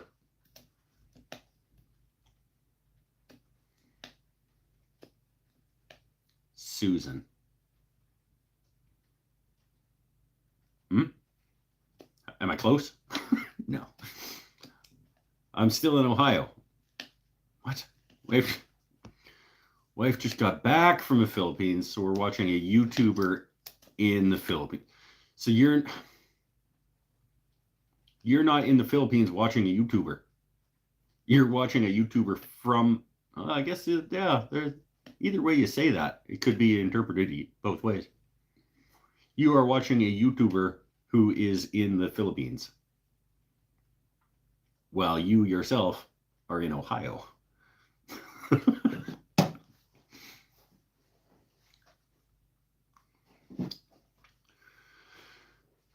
Brian says, what part of Ohio are you in? Oh, Todd Lajeunesse is in the part of Ohio that's near Columbus. He's just outside Columbus, Ohio. Yeah. I mean, Ohio is like this big. So, like, really, if you're not in Columbus, you're just outside Columbus.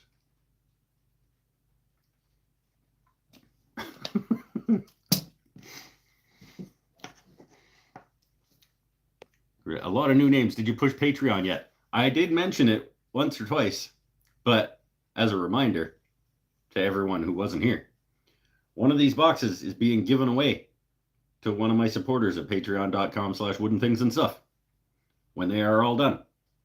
And they are going to be pretty slick. Yeah. All the boxes have their lids cut off now. And somebody's getting one. 19 Stony 64. Just dropped in. Still working on finding some food ideas lined out. What? I find snacking works for me. Don't like big meals. Seems more healthy too for me. Keep pushing forward. I'm a woodworker also. Oh, yeah, no, it's still not doing great on the food situation. But I do, right, like tonight I'm eating this bag of ketchup chips. I've been going through a fair number of these like protein bar type things.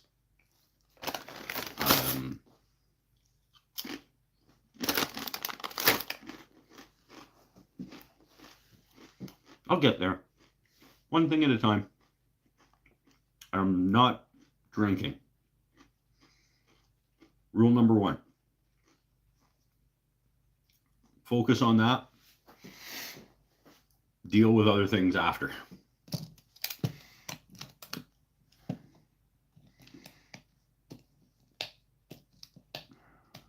Red Todd is in the Dayton area. Right, like I said, just outside Columbus.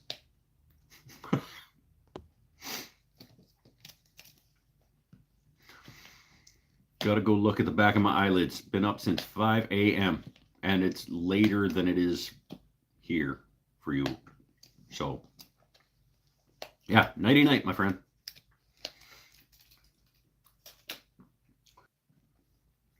Whoop, glitch. Not drinking yet. Nope. Still haven't had a drink. My last alcoholic beverage was on August 10th. My last drunk was August 3rd when I fell down and smashed my face. And then on August 10th, I finished the last couple of beer that were in my fridge.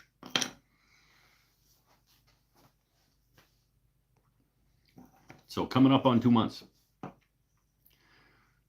The faux restaurant had to listen to you for a minute while I picked it up. Hey, all right. Bye, faux restaurant. Dayton to Columbus is 71.2 miles. Right, it's just outside Columbus. 5 a.m. is like the middle of the night. 5 a.m. is pretty early, especially if it's like midnight there now. Yeah.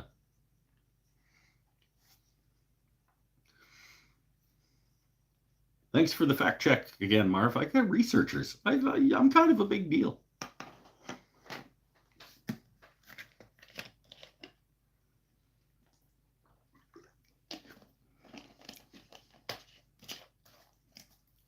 Ohio's like this big. 70 miles, though. That's probably like almost all the way across Ohio. Ohio can't be more than like 90 miles wide. I do this sometimes. I just like... New York is only like this big. And we talked about how everyone lies about how long it takes to get across it.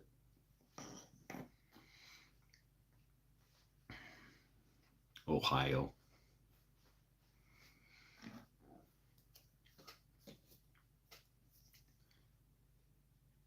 Any Ohio football fans in the audience tonight? Because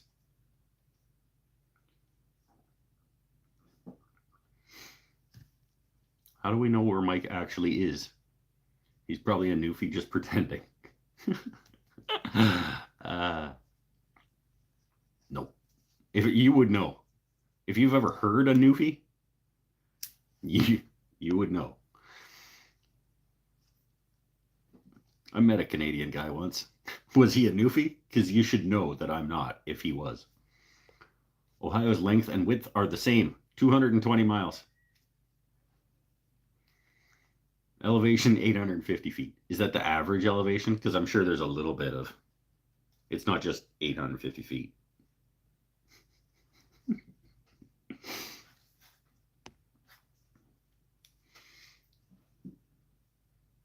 Pinnell. That guy. Newfie. Except I've never actually heard him talk. We talk quite a bit. I've never heard his voice, I don't think.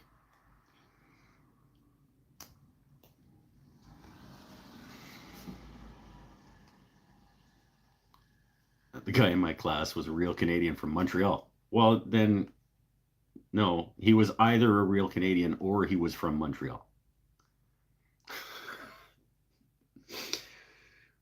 Wow. I'm just kidding.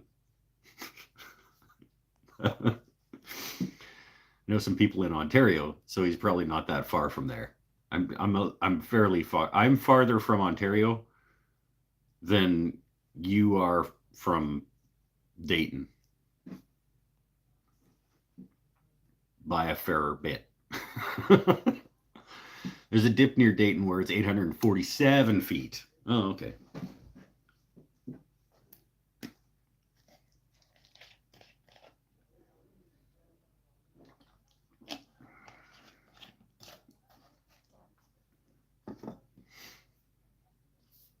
Other than that.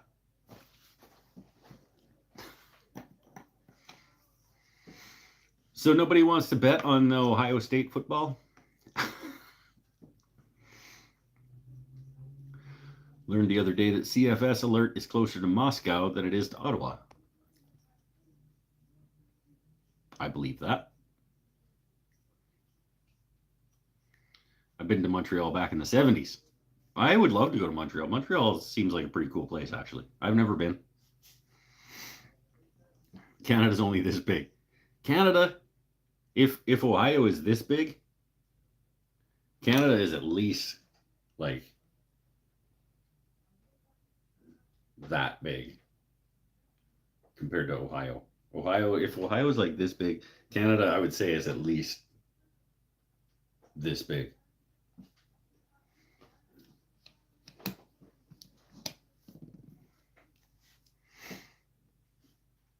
I like Quebec City better. Yeah, I think, well, depending on what you're going for. If you're going for like history and old cobblestone roads and stuff like that, then Quebec City is probably cooler.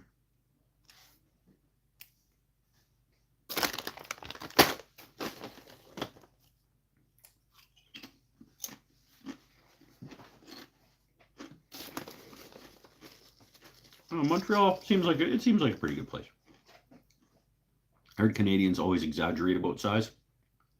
Not this one. I know what you're getting at.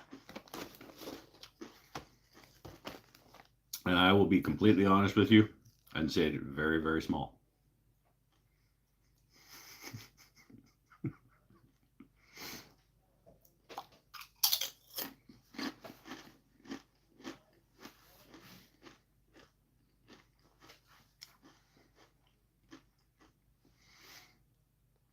Canada is bigger than the United States, but far less population. That's right. We have more room to spread out. We can do this everywhere we go.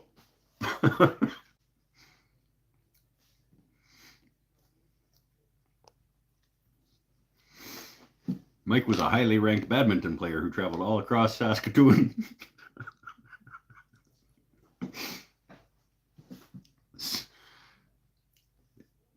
I'm just going to let that live out there on the internet, that's a thing that got said. What are square kilometers? They're like board feet, except in kilometer form.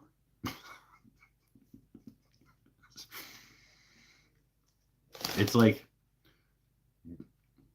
0.4 of a mile by 0.4 of a mile ish.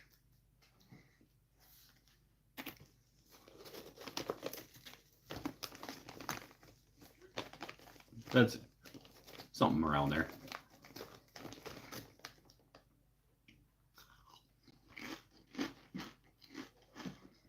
Bailey Woodworks. There's another Ohio.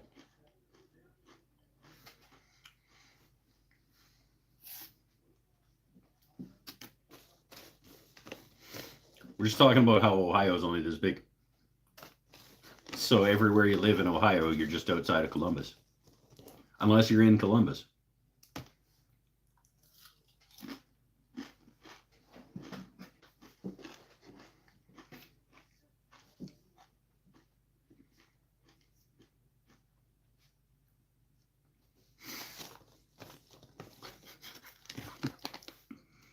And I don't really even know why we're talking about that.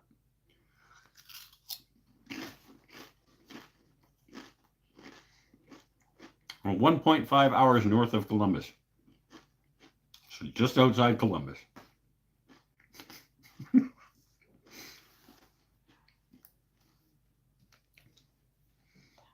you like football? Do you want to put a bet on next weekend's football game? I'm looking for an Ohio State football fan to bet against Oregon next weekend.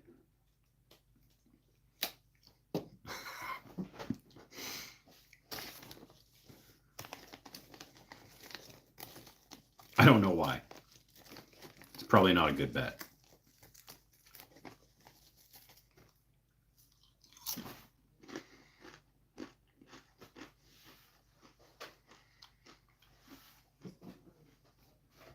If only we had one more Ohio. Why? Then we'd have 4. What would that make? That would make 4. Why do we need one more?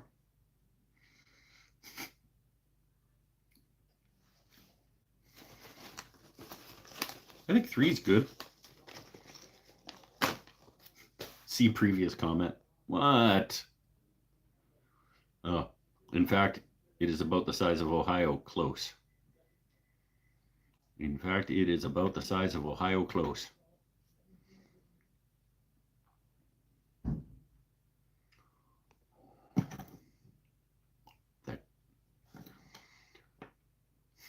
Oh, because then we'd be the same size as Canada. If you had one more Ohio. I thought you meant if we had one more person from Ohio here at the...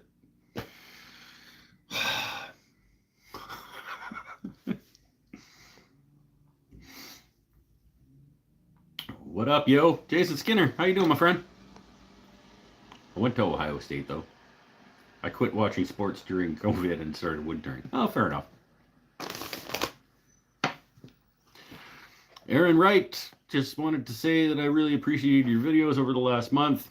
You inspire me. Keep up the amazing work. Thanks very much. I made this thing. Since you just got here, I guess. I made this thing this week. Did some wood burning. I'm relatively happy with how that came out. And then tonight, since you weren't here, we cut open all these boxes. Cut all the lids off all those boxes. I was just as confused as you were. Okay, good. You know, part of why I get confused here, when I do get confused, a big part of the reason is that people don't use their words. They think that people know what they're talking about, but they only say what they think other people are like. Because somebody will say something like, you know, I don't know.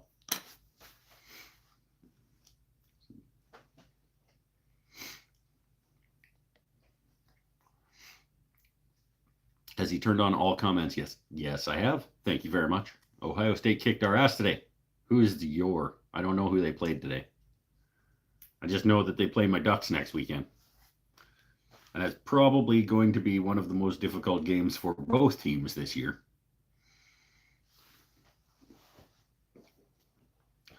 The Hawkeyes. Yeah, but don't you guys like not really have an offense?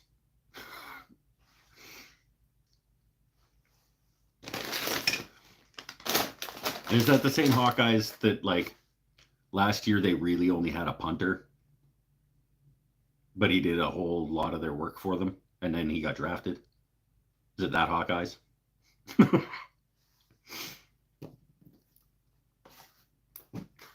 They really only had a punter.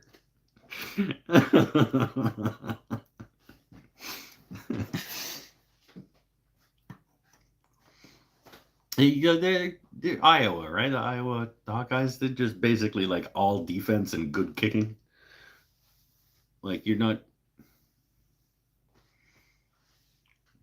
can win a lot of football games that way, but you can't win them all that way. Basically, and a defense, yes. So a kicker and a defense. It's hard to score a lot of points, though. Like I mean, unless you keep the other team to 0.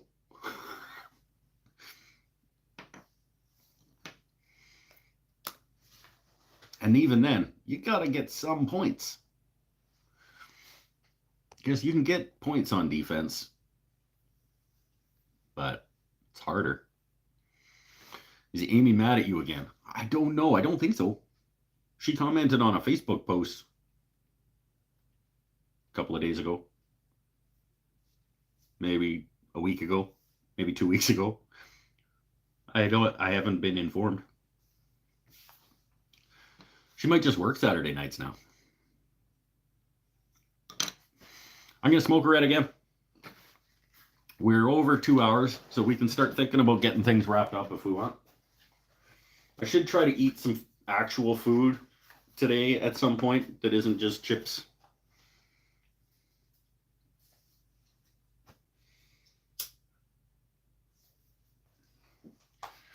I don't know, go upstairs and make something to eat, like that's actual food.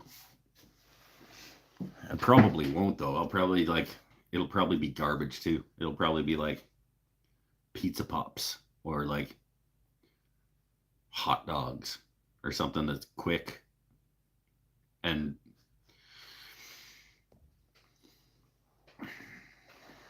It's hockey season now, which makes me happy. I don't care for hockey as much as I used to. I mean, I know everybody thinks that all Canadians are all about hockey and whatever, but I was a big hockey fan for a long, long time, and I just kind of meh, meh. Pork chops. Yeah, that's what you're having? Pork chops sounds good. I could go for some pork chops. How's the alcohol thing going? I'm struggling myself. Any advice? No. I still struggle every day to not drink, but I have been successful so far for almost 2 months. And I don't feel comfortable giving advice because we're all on our own journey in this world. And everybody, there's no one answer that's right for everyone. So for me to say do this or do that would be disingenuous. I have been finding success at not drinking by sleeping. When I feel like I really want to get drunk or whatever, I just go to bed and I sleep instead. Which is probably not. I'm hoping to be able to move past that at some point. But it's. I mean, I wish you all the best in whatever it is that you find that works.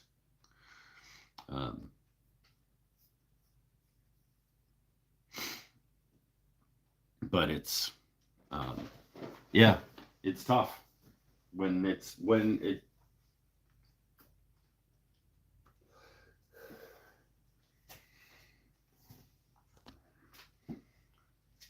I mean, I'm trying not to just go to sleep every time I want to drink. I'm trying to like keep my hands busy and keep my mind active. The problem with keeping your mind, like, drinking is a really good way to forget and ignore a lot of shitty things. And so, in order to continue to ignore the shitty things, I go to sleep. But if I like when I was doing this, I was right in the zone, right? Like I didn't think about any of the shitty things that are happening in the world when I did this. It's just this was all that was happening in my brain while I was doing it, and that was great. Um, so I think it's just a matter of like keeping your brain activated on something else other than the stuff that makes you want to drink.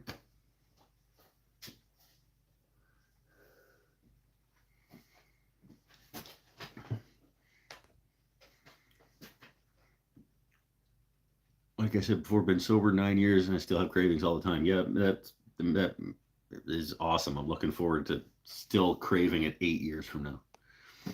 Did I miss a whole show? Well, not yet. We're still doing the show, so you didn't miss a whole show. You missed most of it. We're 2 hours and 12 minutes in. You missed a couple hours. I cut all the lids off all these boxes. And I ate most of a bag of chips.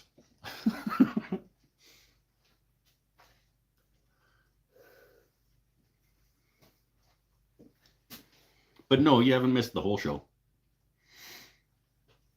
We talked about books a little bit.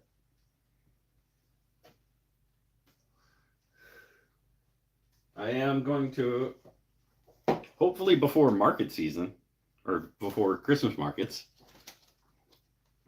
I'm going to try to make some of these because I think these are going to be an easier way to make lidded boxes.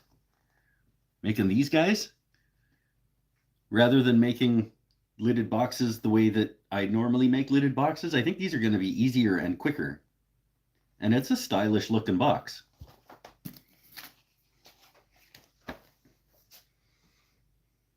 I used my planes. It's true. It's true. I used 4 of my planes. So there, Pinnell.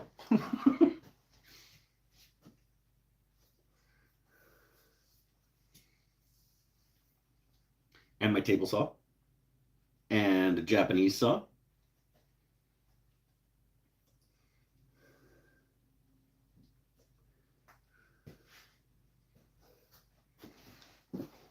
Yeah, pretty good show. Pretty good show, I think. What's the orange thing on the wall? This is a sanding stick. It's just a piece of sandpaper around a rigid handle thing. It clips in. A little strip of sandpaper clips in here, and you can use it to sand.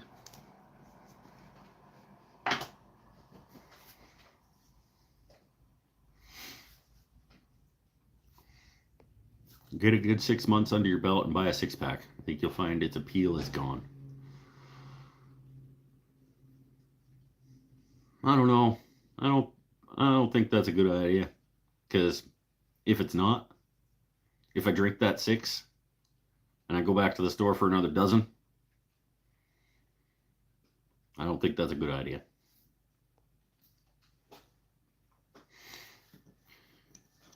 You could make them different sizes as a set of canisters. I could, yeah. Or you just, I don't know. I got a big block of cherry over there. I got a pretty good sized chunk of Nara that I think would make an attractive few of those. Turning can be instant results. Sometimes the wife is like, we need to bring a gift. Can you turn a rolling pin? Yeah. Yeah. And I always have a stockpile of things because I do markets and things and I sell stuff. So like if I ever go to a thing and I need a gift, like is this person, how much do I like this person? Do I like this person like decent sized bowl, or do I like this person slimline pen? Do I like this person bottle stopper? Do I like this person charcuterie board?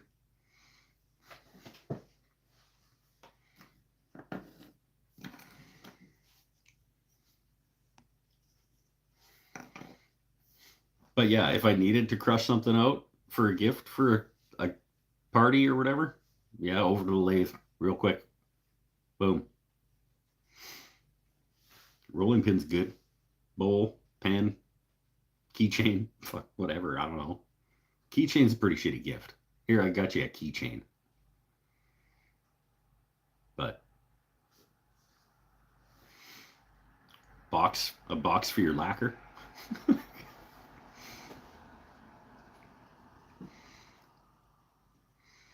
If I ever visit, I want a nice big bowl for fruit and a pen.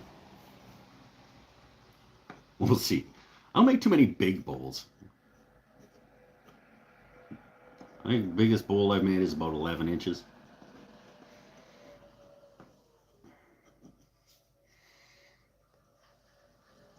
Cutting boards, bowls, boxes. It's a good way to make gifts. Or yeah, absolutely.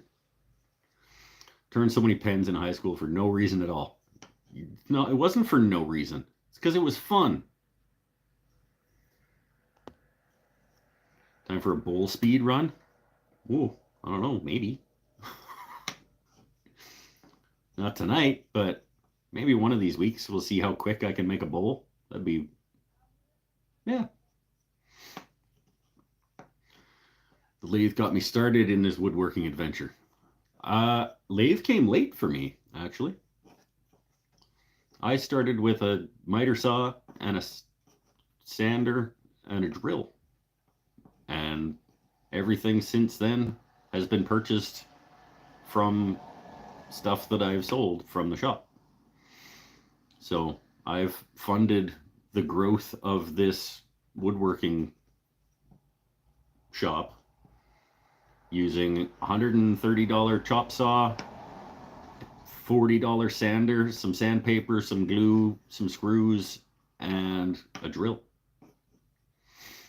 So my investment in this shop, other than Christmas and birthday presents and stuff like that, is about $300. And I think I'm probably in the neighborhood of 3, 4, 5, 6, 7,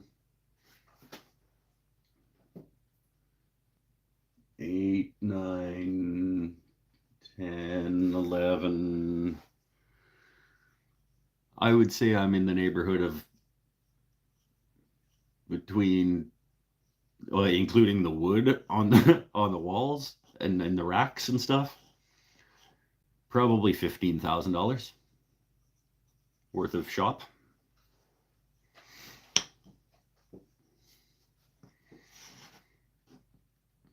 Okay, wife left. Okay, we can act normal? Thought we were already acting normal because she was here.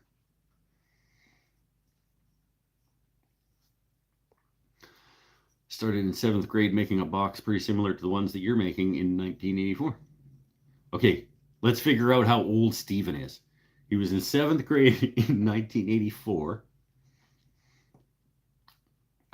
So he was 12-ish in 1984. So he was born in, I'm not a math guy, 76, give or take. Nope. 72, give or take. So he is approximately 8 years older than 53-ish.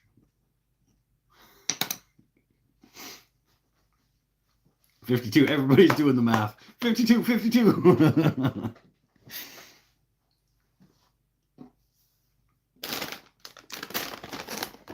I haven't finished this bag of chips, Marv. Guessing you built those cabinets too. That's a great little way to make some cash too. It's, I don't know how many people are willing to pay for hand-built wall cabinets, but it might be. I did build the cabinets in there, but just for shop. I don't know. I thought about making some little sort of wall-hanging cabinets to have for sale, but I think that's the type of thing. I don't really have a lot of storage, so that's the type of thing I would have to have a buyer for in order to build it to sell it to them, because I can't be like, I have a stockpile of wall cabinets that I have for sale.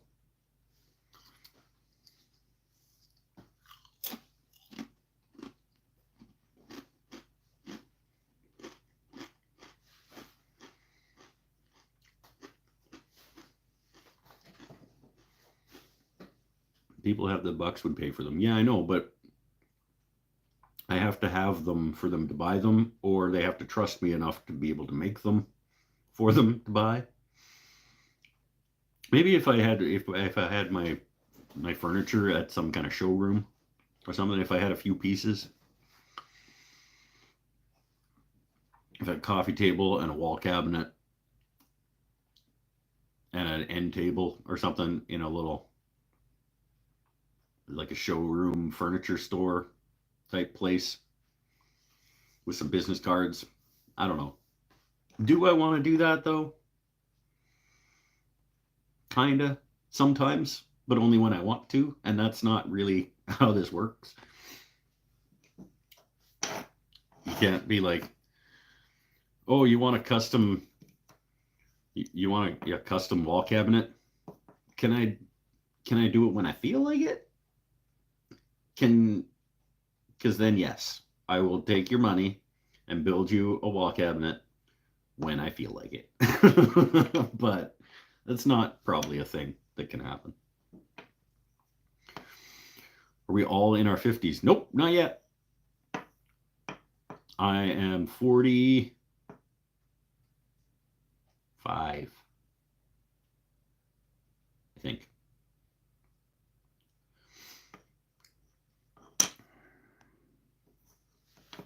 Mike is the baby. Yeah, there we go. Mike the B's younger than me, if he's still around. He's not paying attention, though. He might still be around. He's not paying attention. Oh, there he is, 38.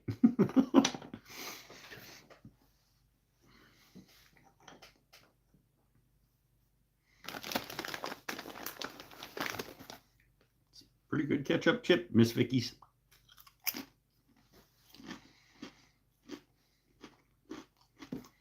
Let's get it wrapped up. for tonight. I got to eat some actual food. I got to teach 2 things tomorrow. And then, like I said, next Saturday is a no-show. But maybe a weekday show. Maybe I'll just take a week off. Because I don't believe that I have taken a week off this year from the show. And I think I deserve one. Why more food? The chips were probably enough calories.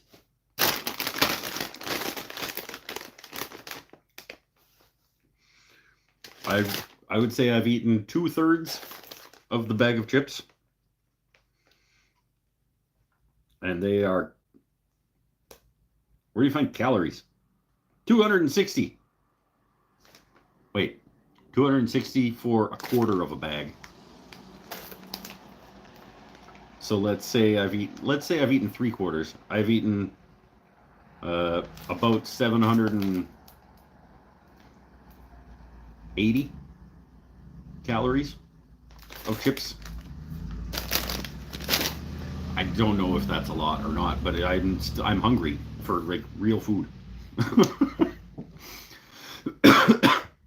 All right, Tim. Happy, stay healthy, stay safe. Going back to working on the girlfriend's viola.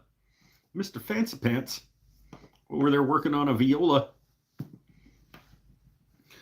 I'm going to go put some fucking pizza pops in the microwave probably. And then go to bed. So we'll see you when I see you. If I don't see you before 2 weeks from today, I'll see you 2 weeks from today. On Saturday, October 19. But possibly in between now and then. Just not on the 12th. Stay happy, stay healthy, stay safe.